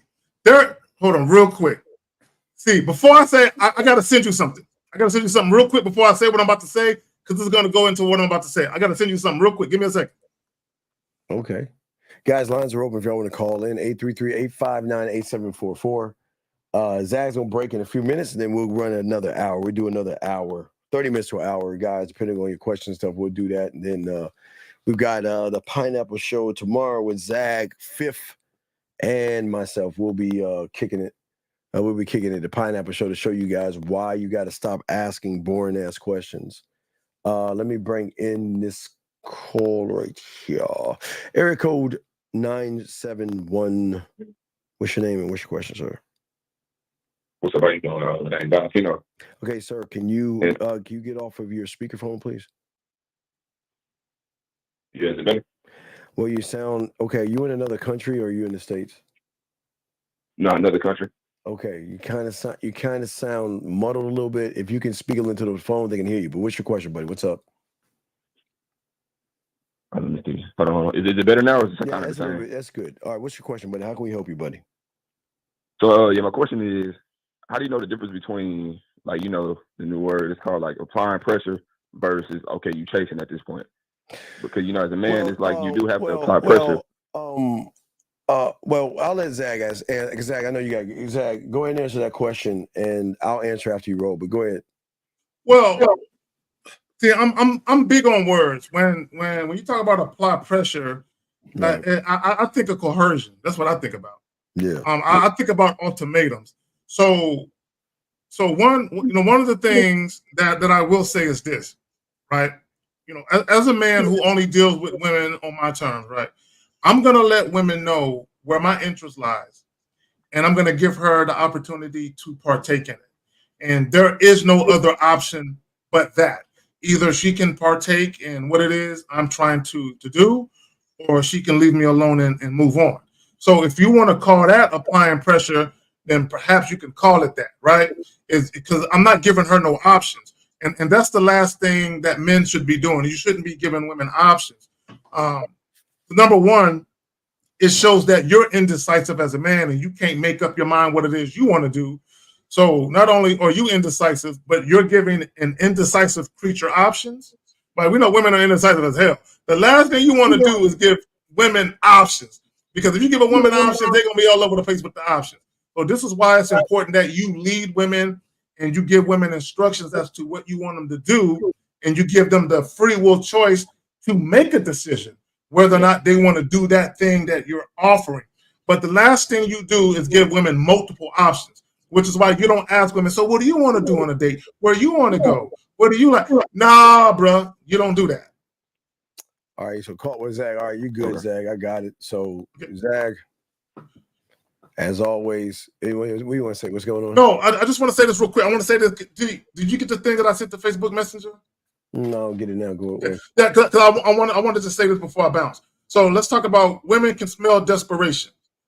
So here's the thing. Okay, women know, right? If they can move you with sex, women know if they can get you to do what they want to do. The reason why you're doing that is because you want to fuck them real bad, right? And what I mean by that is this. If you offer a date and a woman says, oh, I don't like that, why don't we do this? See, a woman who's really feeling you and she's genuinely attracted to you, it's no incentive for her to do that and end up fucking up a good situation. A woman who's not all that attracted to you, but yet she wants to extract something from you, and she knows that because you think she is so attractive and because you want to fuck so bad, she knows that she has carte blanche to move you because of your desire to want to fuck her. And if you listen, if you acquiesce to that, she knows you're desperate for sex. Just like a man who leads with his wallet. A man who leads with his wallet, he has nothing else to stand on, so he feels like his money can speak for him. He's also desperate for validation, sex, and female companionship and affection, which is why he's doing that. All of that shit reeks of desperation. But Steve, I sent you that thing real quick. I got it. There you go. Here you go. Caller, hold on 1 second, okay, buddy? Caller, did he hang up? I guess he hung up. Okay. So this young lady built up this joint. When men get to the point of when pussy don't move them, those are the men these women do not like because they know they got to bring more than pussy to the table. I love it. And she's right. You get to the point. See, when pussy can't move you, the power of the pussy is gone. Oh, yeah. Women either got to get on your program and deal with you on your terms, or they got to leave you alone. Yes. And on that note, I'm out. Nate P, Danny P, all of y'all, all the ladies in the chat, beautiful. Welcome back. Ain't seen you in a minute. Steve, I'm gonna holler at you, bro. No doubt. Respect to you, though. Peace. Right, so, thanks, Zach. So, Valentina, you there, sir?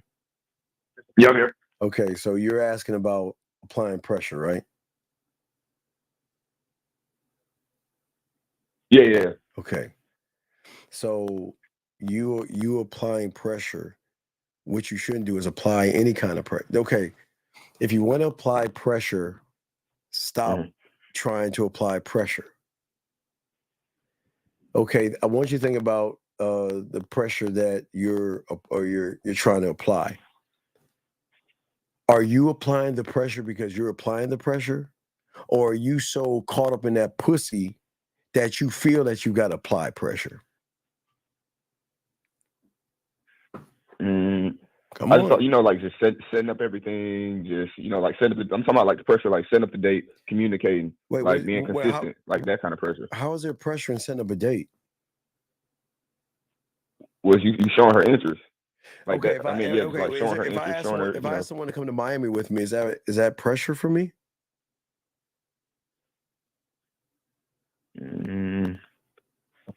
If I ask someone to come to Miami to see me, is that applied pressure? Am I putting pressure on myself? Oh, no. So what do you mean by applied pressure? What does that mean?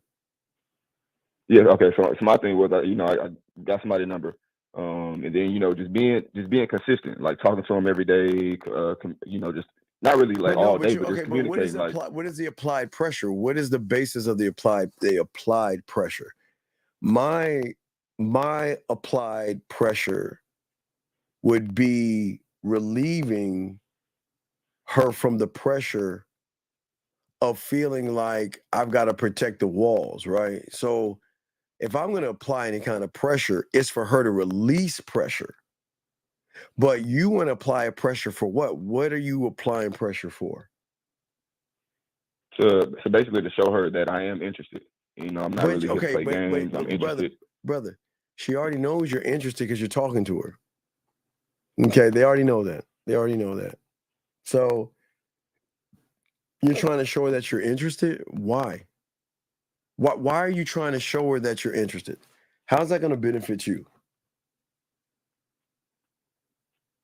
Because in the long run, I know, like, if I do apply it right now, I get her, and then it's like after that, she's gonna be kind of running after you. If you know, if you do everything that you got, okay, Vita, look.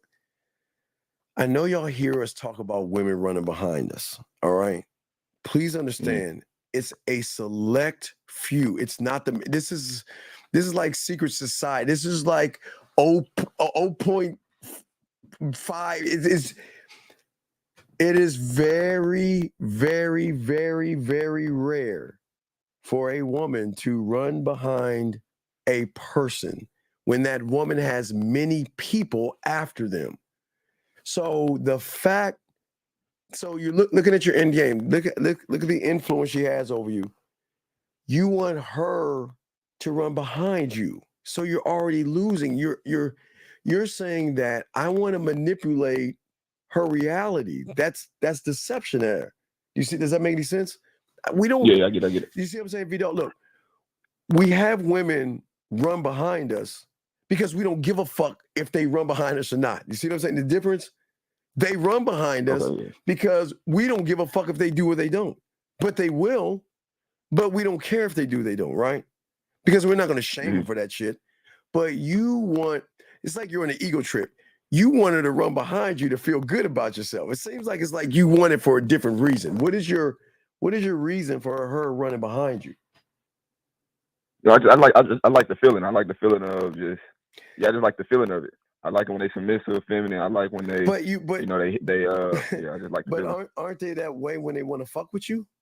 Please listen. When a woman wants to fuck with you, they're like mush. They're very submissive and they're easy to manage and all that other stuff when they're fucking with you. They don't give you any trouble or anything like that. So you can have that, but why you feel that you have to apply pressure to get that? Okay, so like if you talk to them, you know that other guys is like bull, playing games, not being consistent, and that's why it's like when you come along. Stop. You see, you regurgitate. Stop. You don't know. I know that, and I'm sure you understand that they have other guys after them, right? Can we agree? Yeah, I agree. But why do you give a fuck? Why do you care? I thought the whole goal was like trying to be different. I don't. Okay. I think the problem is that you're trying to be different, number two, but your truth is the number one. And the number one is trying to get some pussy. That's why you're trying to be different, number two. See, me, I'm not trying to be a motherfucking thing, but me at the one of one. I am not trying to be a two, because if I'm a two, that means my truth is the one. And the one, you guys, your one is pussy. That's your one. So you're trying to be, because behind that door, this is where you guys miss women. They know that you're full of shit because you're trying to portray a role knowing that's not really you. You're just trying to get some pussy. So why would you try to be different? Why not just be? Why would you try? Do you try to breathe? No. So why do you try? Because you're putting pussy on such a high pedestal that she has influence over you to make you run behind her by trying to be different from other guys. So look at all the judgments you're placing right there, big guy. I'm not trying to be. I just am. Does that make any sense? Yeah, no, I get it. Yeah, so let's not put any pressure on them. And if you're gonna put any pressure on them, it's to let them know that it's okay to release and let go of the pressure that you have or you think you're going to have. You got to make them feel comfortable, safe, secure. So you can't make them feel anything if they don't feel those things. Does that make any sense, dog? Yeah, I got it. Ooh, damn, Jay. Damn. Fuck. You know what she just said, brother? She just said trying to be different is exactly what makes you the same. Okay, watch this. Yeah, Who knows Sexo Wing? Who created Sexo Wing, caller? Oh, you? Right. Who created land, sea, air, and space? You did. Right. So if I am the creator of it, do I have to try to be different or I am different? No, yeah, that's you. Right, that's me. Now, again, I give that for y'all for free because I'm trying to show y'all game. It's free, but I'm saying that the source that you got it from, I'm not trying to be different. I'm just trying to think of new ways to make her play with her pussy without me even having to touch the pussy. And then if I get hold of that pussy, then I'm going to add on more flavor to whatever I had to up the ante of which she can imagine through her mind. So with that alone, who am I trying to be then at that point? Yourself. Right. That's all I'm trying to be. But you can't be yourself if you're trying to be different. You are different. But if you're trying to be different, it's not going to work for you. You see what I'm saying? Yeah, I got you. All right. Do you have any other questions, buddy? So, okay, let's say, hold on, just one. Sure. So to be different, basically, it's just like even the things that you teach to a certain extent, I have to come up, kind of listen to it, but come up with my own kind of ways to deal with women. Okay, so what I give you guys is receipts after receipts after receipts that separate all this other stuff because I have this power of influence. I can influence women, but my influence of women is not influencing them for pussy.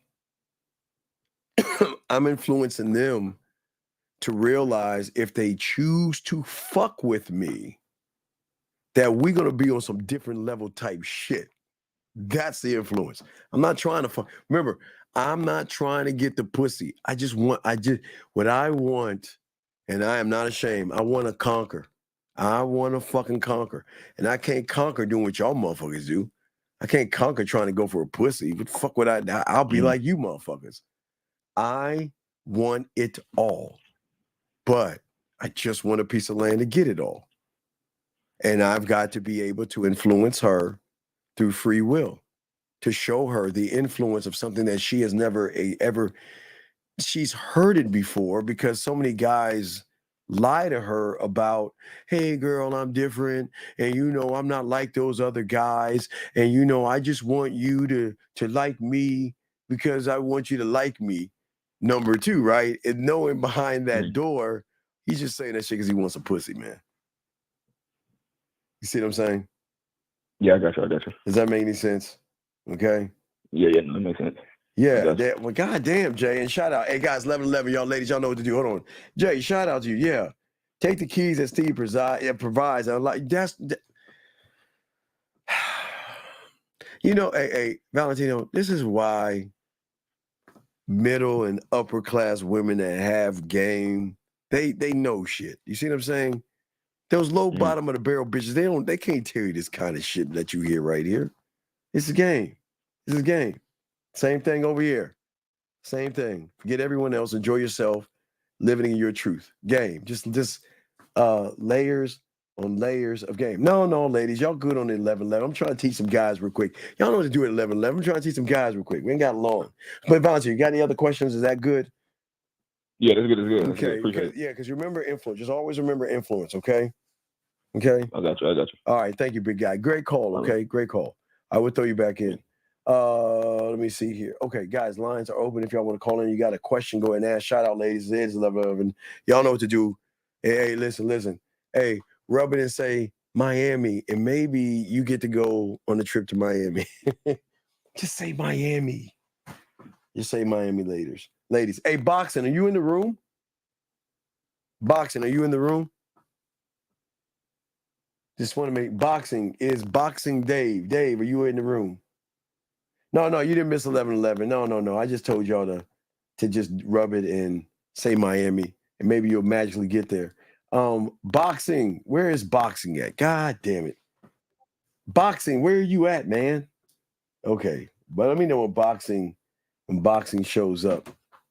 But anyway, as I'm saying, guys, if you have a question, go ahead and put a Q or call in, and we'll be happy to break some things down to you as far as what women can smell.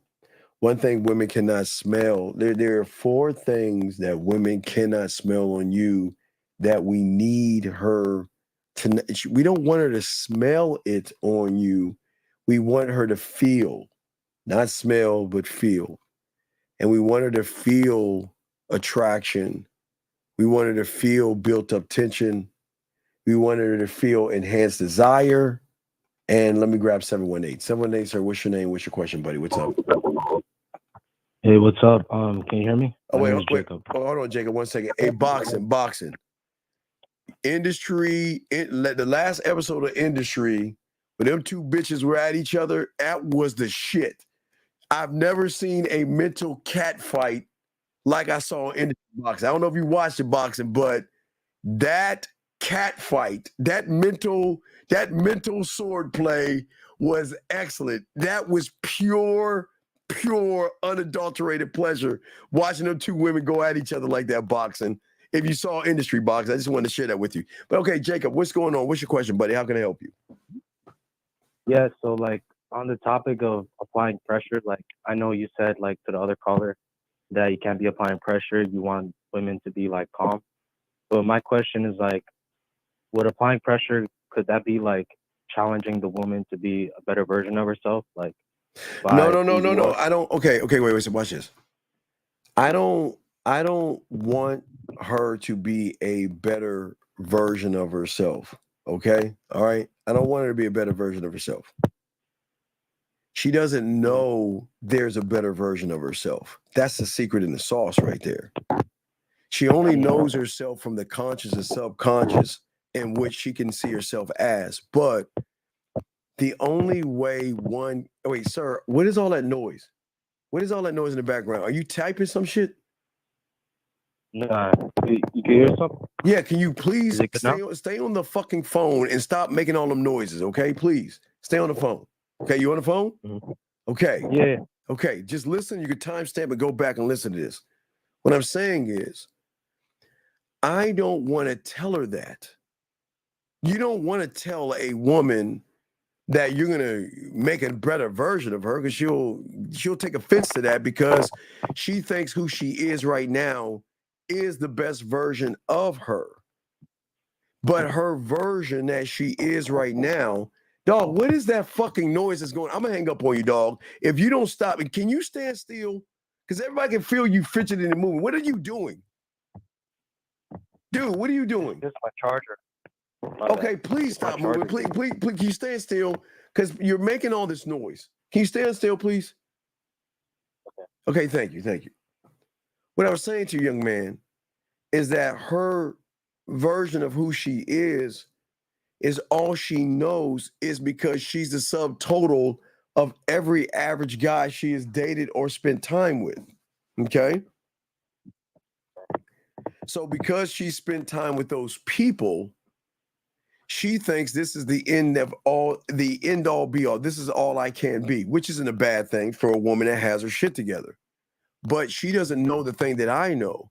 I know that I'm going to be her beginning. I'm not her end.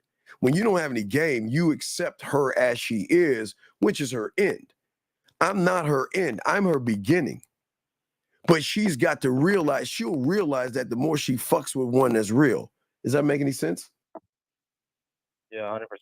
Okay, do you have any other questions? Because you're fidgety right now. Do you have any other questions?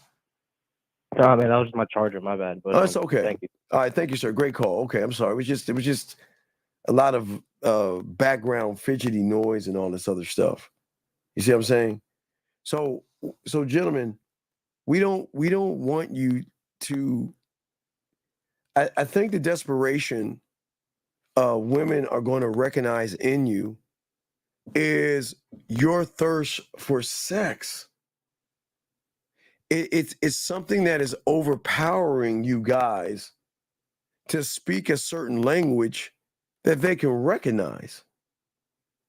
She should not be able to recognize your language and what you're saying and how you're moving. She shouldn't be able to recognize that. And if she is recognizing that, then there's the problem. Guys, got questions, go ahead and ask, call in. If not, we'll be wrapping up this shortly because I got other things I got to do. So I'll talk to y'all for a few more minutes and stuff like that. But as I'm saying to you guys out here, what is very, very important is that there are depths and there are layers to all this stuff. And if you guys are not opening your mind to seeing yourself as a prize, it's not going to help you. I'm trying to get this girl to come over, but I don't know what to talk about. Then don't waste her fucking time. Why are you getting a woman to come over to a boring situation? You don't know how to fuck. So why are you going to ask her to come over and bore her to death? Do you think you're the only person in that woman's life that is asking her to come over to her place, big dog? Do you think you're the only guy?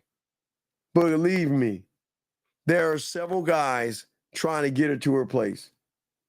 And if you don't have any game, you're just not going to be that person. She ain't going to fuck with you that way. She ain't going to fuck with you that way. Okay? That's all I'm saying. But I appreciate the question, but no, if I was you, I wouldn't ask her because I don't think she's going to say yes. Okay? Stanley, you have 1 minute to call in. I'm going to ban you from the group. You have a minute to call in. You have 1 minute. I'm going to be kind, and I'm going to give you a minute to call in. Because if you don't call in, I will ban you every time I see you. And every time, if you're in any show that I'm on that I have power to, I'm going to ban you. So you have 30 seconds to call in. 30 seconds to call in, or I'm going to kick you out, buddy. I got to. I'm sorry. I have no choice. Because I'm doing you a favor. I am doing you a favor by kicking you out. Because you do not belong in this room of young men trying to become men. You do not belong here. This is not the right place for you. You are not built for this shit. This is not for you. Your job is to wait to be somebody's bitch. So what I'm going to say is, right, and I'm going to help you. So I'm going to help you right now. This is not for you. I wish you the best of luck in your endeavors, and I hope you find what you're looking for. So you ain't going to find it here. The fuck out this room. You ain't get out the fuck out this room. Y'all, gentlemen, let me explain something to you. Guys, this is why they smell desperation on you motherfuckers. All you guys, do you think you're the only person that wants to fuck? Do you guys think that you're the only guy that wants to fuck her? JT, girl, god damn you, girl. God damn you killing it today. Y'all are killing, the ladies are killing it today. Gentlemen, if what she is saying is 100% true, then what do you mean? Why do you have to ask? Just ask. You ain't gonna get it, but ask. You can't wait. You're telling me you can't ask for what you want? Boxing, man. Hey, boxing. That shit was so powerful. I watched it like 4 times, dog, and I was like laughing my ass off. I was like, oh shit, dog. That was a mental fucking, man. That was beauty. That was a Mona Lisa, dog. Matter of fact, I'm probably gonna, when I end the show, I'm probably gonna watch that shit again, dog. That shit was so cold. That shit was cold as fuck. Man, I love that show, dog. Guys, got questions? Go ahead. Go ahead and ask a question. Lines are open. But gentlemen, if she already knows that you want to have sex, then I don't understand that, okay? Right, here we go. Another one. Man, hey, lady, shot, you know what? I know Zach would say it, but guys, the women in the room are telling you this stuff, okay? The women in the room are telling you something. You'll get more respect being straight up and honest. Can't mess with kids, okay? That want to play games. I like that. I like that. I like that. No, Wheaties. Just spend some time listening to some inspiration today. That's awesome. That is fucking awesome. Yeah. Yeah, you guys start from the beginning, man. Don't watch it on what I'm talking about. Because that's a combination. That's a built-up thing, man. But yes, there's so many layers of gaming, and I don't even want to talk about that. But you know what? I see that as your mindset as well, but I can't get in that right now. But what I'm saying to all you guys out here, that most of you guys don't believe in yourselves. And that's why you reek of desperation, because most of you guys don't understand yourselves. Okay, here we go. Jacob asks a question. No, it's on HBO, sir. It's on HBO. Hold on, Jacob. I got your question. Let me grab this call real quick. 224, what's your name? What's your question, sir? Yeah, Manuel Jacksonville 24. Sir, how can I help you? Yeah, so I want to ask, sorry, can you hear me? Yes, go ahead. What is the difference between, a woman having boundaries and her, like, disrespecting you? Okay, so disrespect can be two different things. Disrespect can mean you crossing a boundary, right? You crossing a boundary, or she just doesn't fucking respect you as a man. I don't understand the question. What's the question? Where's that coming from? Well, so I asked this woman to do something, and then Tell me, what did you ask her to do? What did you ask her to do? basically, so pre-context, we already fucked a couple times, like twice, 3 times. But basically, she was in the gym, and she texted me saying, "Yeah, I'm in the gym right now," and I was like, "Okay, send me a photo of what you're wearing, right?" And so she did that, and I was like, "Nah." Oh, sorry. Wait, she sent you what you asked for, and you did what?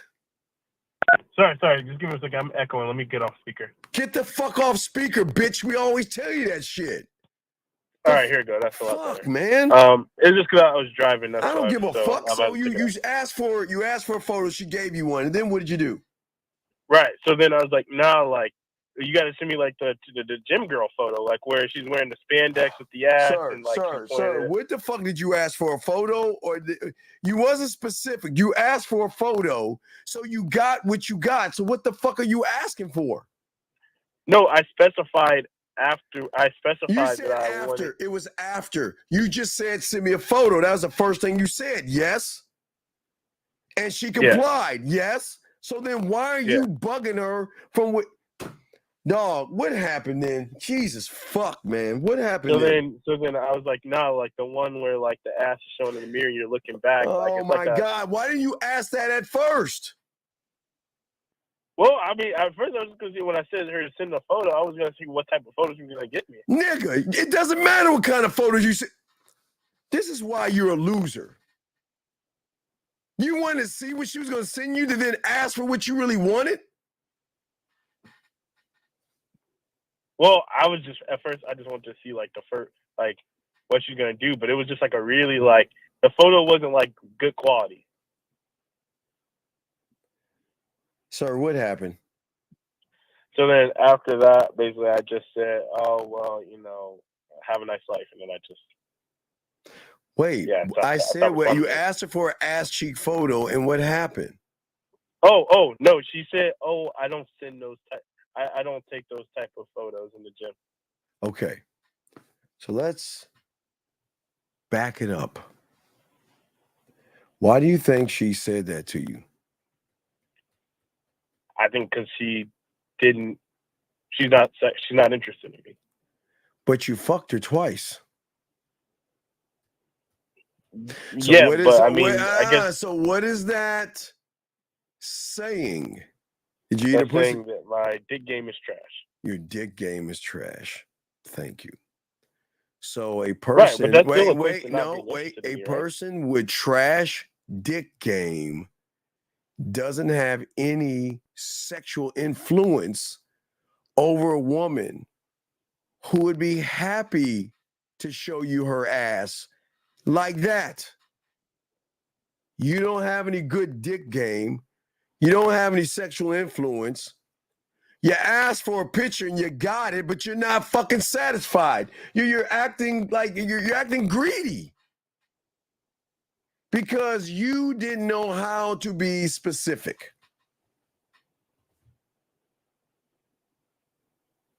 Right. So what's your question? So I guess it's Hey, more wait a like, second, abstract. Hey, you gotta give us more. What the fuck do you mean? Apply what pressure are you talking about? I got another question before you, but think about what I'm saying. Apply what pressure to do what? I don't even know what the fuck you're talking about, dog. What are you talking about? But anyway, but what I'm saying, what is your question? Yeah, I guess it was answered. No, I don't understand. Okay. Do you think I'm gonna ask a woman to send me an ass picture? You think I need to ask her that? I mean, I will ask if I want to see one, but do you think I'm gonna say it off the bat? Or do you think I'm gonna ask after she sends me something that she's following directions? I say, send me a photo. She sends me a photo. Then I turn around and say, oh no, send me an ass picture. What kind of bullshit is that? Right. So I fucked up. You always fucking up. I don't understand. But yet, you're doing what Gabriel dumbass did as well. So you dumped her because she didn't send you an ass picture? Well, I didn't dump her. I just said, have a nice life. Wait, but wait, why now you're crying. Now you're in your corner like a little girl now who didn't get his way. Now you're all mad. What? Isn't it? Isn't what? Well, isn't it supposed to be, happy Emmanuel? Nigga, so, you ain't in the game to even say that. Okay, sir. It could be happy Emmanuel if you were a student of the game, but you ain't one. So how the fuck can it be happy anything when you ain't got no fucking game? Dog, you can't. Okay, look. You can't take what people who have game are saying and apply it to your loser ass life and think that you can make the same moves as a motherfucker with game. How the fuck does that even work? How do you think you can apply that when you don't even have any game, dog? Make that make sense, dog. You can't. Look. At the very least, if I was gonna ask something, I would want her doing it. Sir, at the very least, if you got the pussy twice, shouldn't she be sending you that shit on GP without you asking? Right, but she isn't.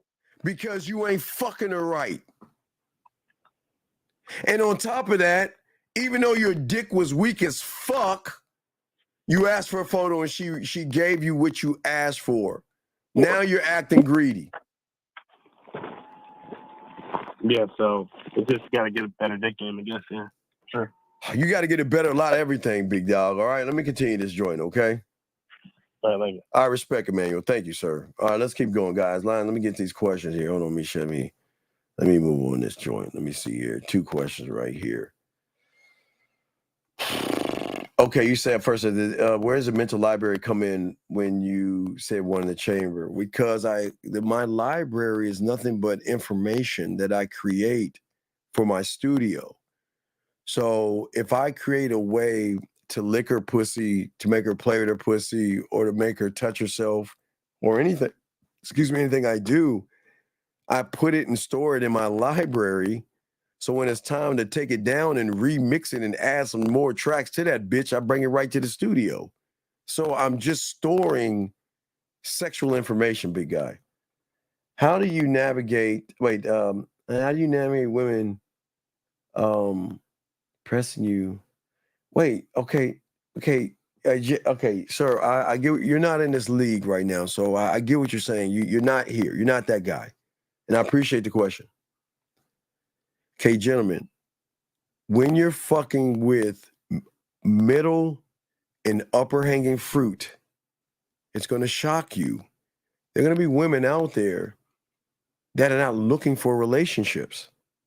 I mean, they might look for one relationship, or they might look for a boy toy relationship or something, but women who have shit going on are busy as fuck, and they don't have time to babysit anybody.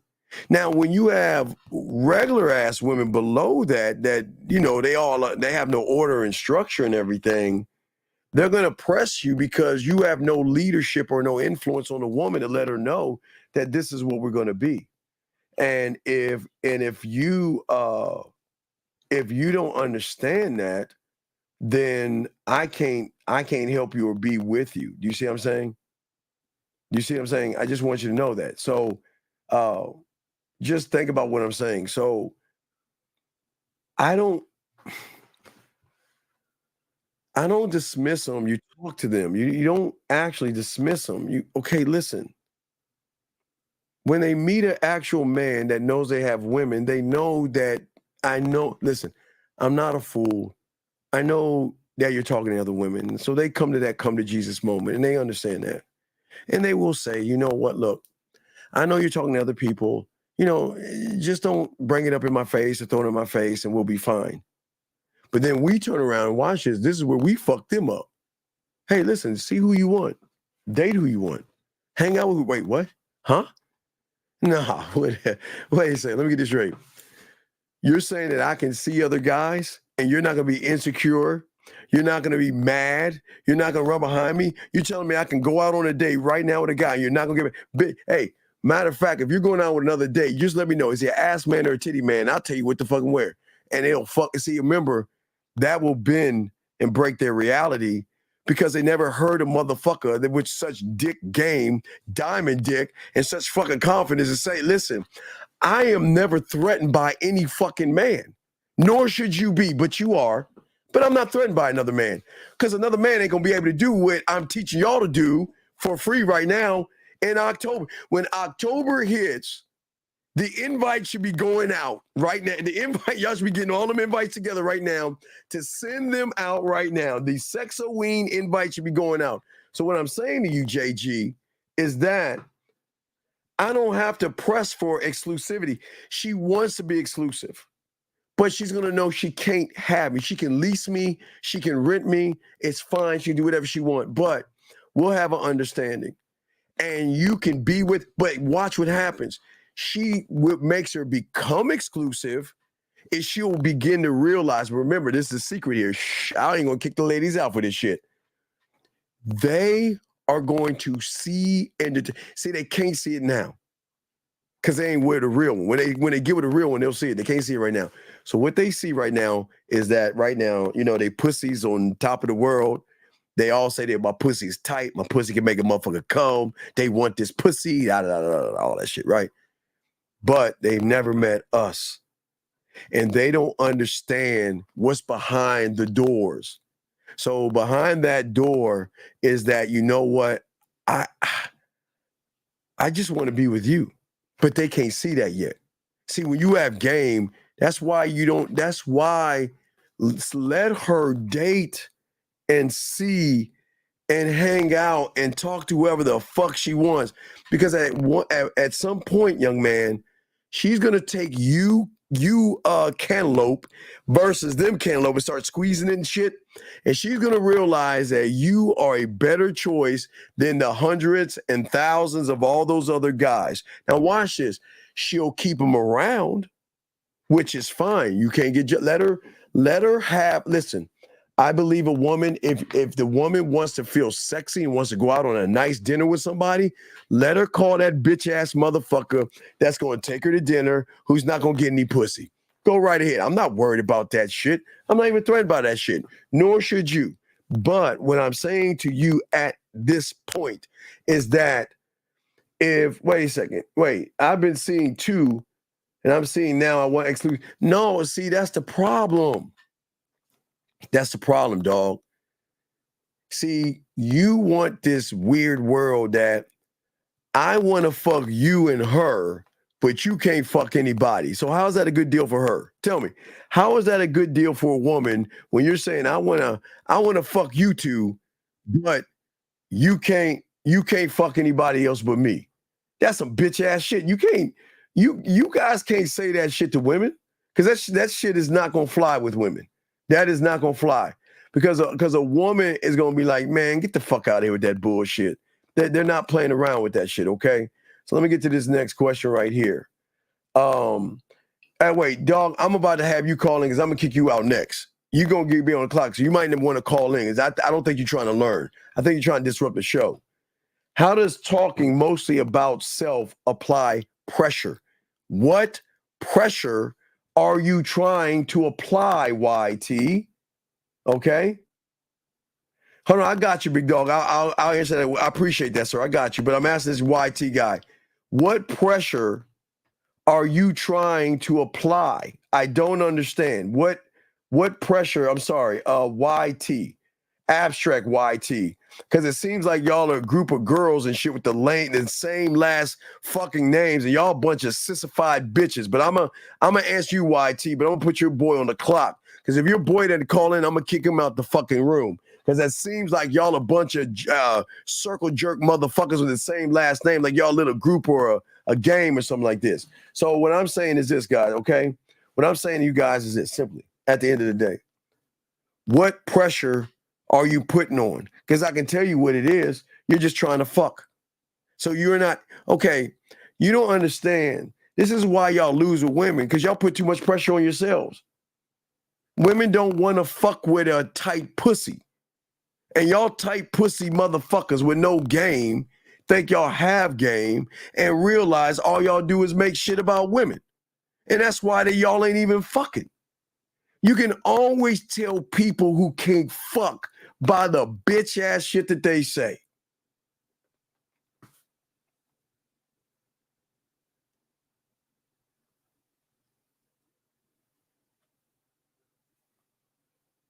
I digress. Appreciate the answer, Steve. I'll handle it. They can move wherever they want. You're right. I don't have game yet, but these women want me to themselves. They don't want me to see. Well, no, young man, that's fine. What I'm saying, there's got to be some leadership to you, dog. You got to be able to lead these women. There's got to be leadership and instructions, and the leadership and instructions have got to be free will at the end of the day, sir. So what they want to see and who they don't want to see is not the issue at hand. If you have two women, it is your job as the man of those two women to let those two women know where the fuck they stand. And then from that point, allow them to leave. Listen to what I'm saying. Don't say things to allow them or get them to stay. You want to say things to allow them, there's the door. Please get out this door. Go. Go find your happiness. Go find your forever and all that other silly fantasizing shit that you know you ain't going to find, but go find it. Go find it. But you're not going to get there if you're not honest with women. You got to be honest with them. Listen, you're not the only woman. You know my situation. Are you down? And if you're down, we'll never have this discussion again. And if you're down, if we have this discussion again, we ain't going to be down anymore. Because you know what you are, you know what we are. And you don't bring that up. You bring it up, we're done. There's an easy, hey, if you want me out of your life, bring it up, okay? Bring it up, okay? That's what I'm saying at the end of the day. That's what I'm saying. So, Abstract, I'm about to kick your boy out. I gave him a chance to call into the show, but he ain't calling into the show.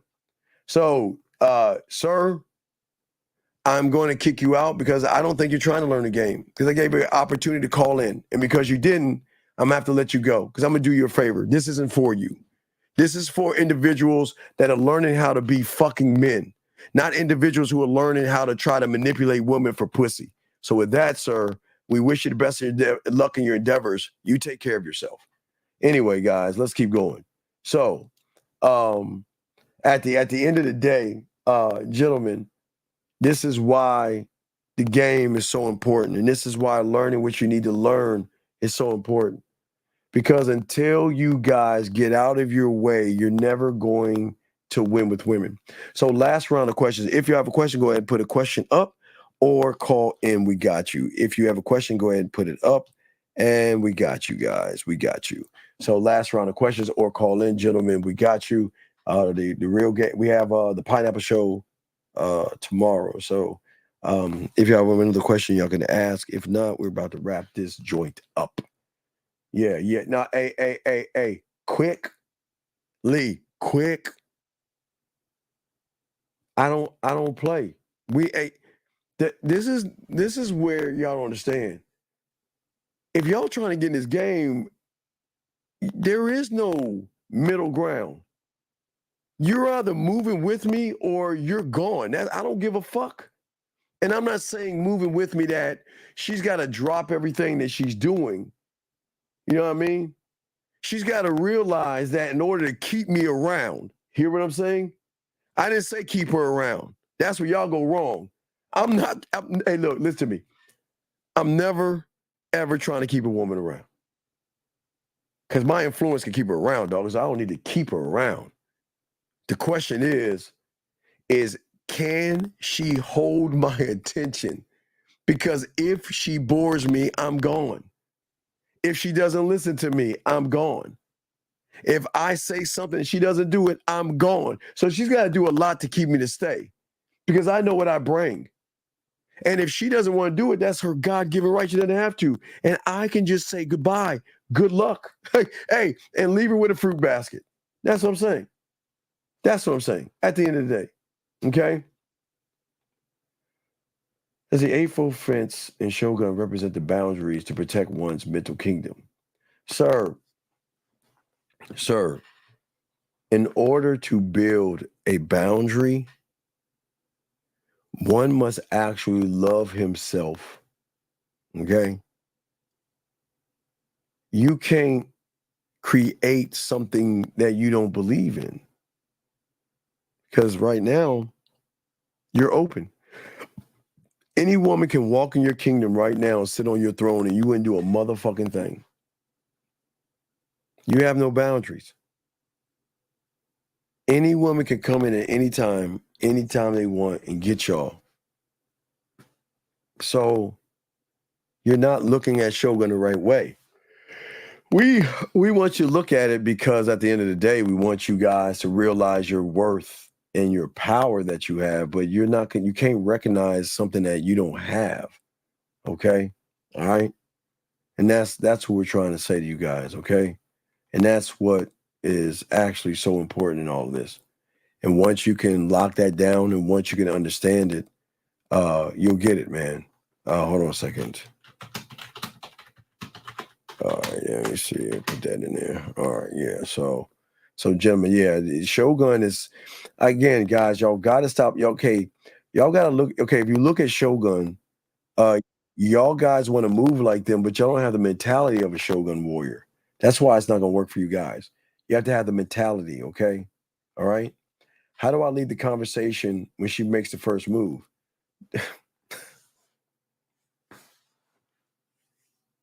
You can't, sir.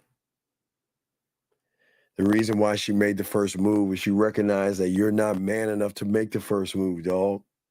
You can't lead. Dog, it's like you're laying on the bed with your legs handed up in the air or something, waiting for her to peg you or something, dog. What man doesn't lead the conversation? Okay? Yeah, there you go. Hey, yeah.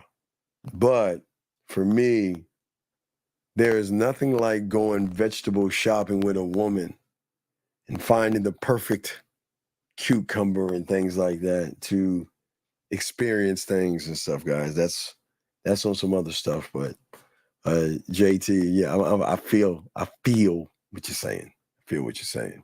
No, it's all respect, man. Yeah, you got to stand in before you stand out, gentlemen. That's what's very important. Stand in before you stand out. But you can't stand out if you don't have any game and you don't understand yourself. You guys are letting women lead you now. How does that work? Not even in the bedroom. She doesn't lead, but I have no problem being very unselfish in the bedroom. When it comes to masturbation, I am a very, very unselfish person. That is the only time I'm very unselfish, and you should be. You should also be unselfish. That's how you should. That's how you should move. Gentlemen, if y'all have any questions, y'all can always get us at the man mindset at gmail.com, the man mindset at gmail.com, the man mindset at gmail.com. Ladies, keep rubbing those dildos. October's right around the corner. Keep running that. You might get a trip to Miami. You never know. You never know. But guys, if y'all need us, holler at us. We got the Pineapple Show tomorrow, breaking down game with our dog Fifth and Zag and the fellas and all this other stuff, man. Yeah, hey, dog, hey. These women are kicking ass today. They saying some real ass shit. They saying some real ass shit today. Ladies, y'all are doing good, and y'all guys are doing good also. Some real shit being said. So y'all know how to find us and know how to get with us, and all this other stuff. And that's really fucked up. That's really. Here I am. See that? Here I'm trying to help you. Now boxing. I'm gonna fuck with that penguin a little bit. I'm gonna see what that shit's about. Okay. All right. Okay. And we'll see what that penguin's about. But that is really fucked up.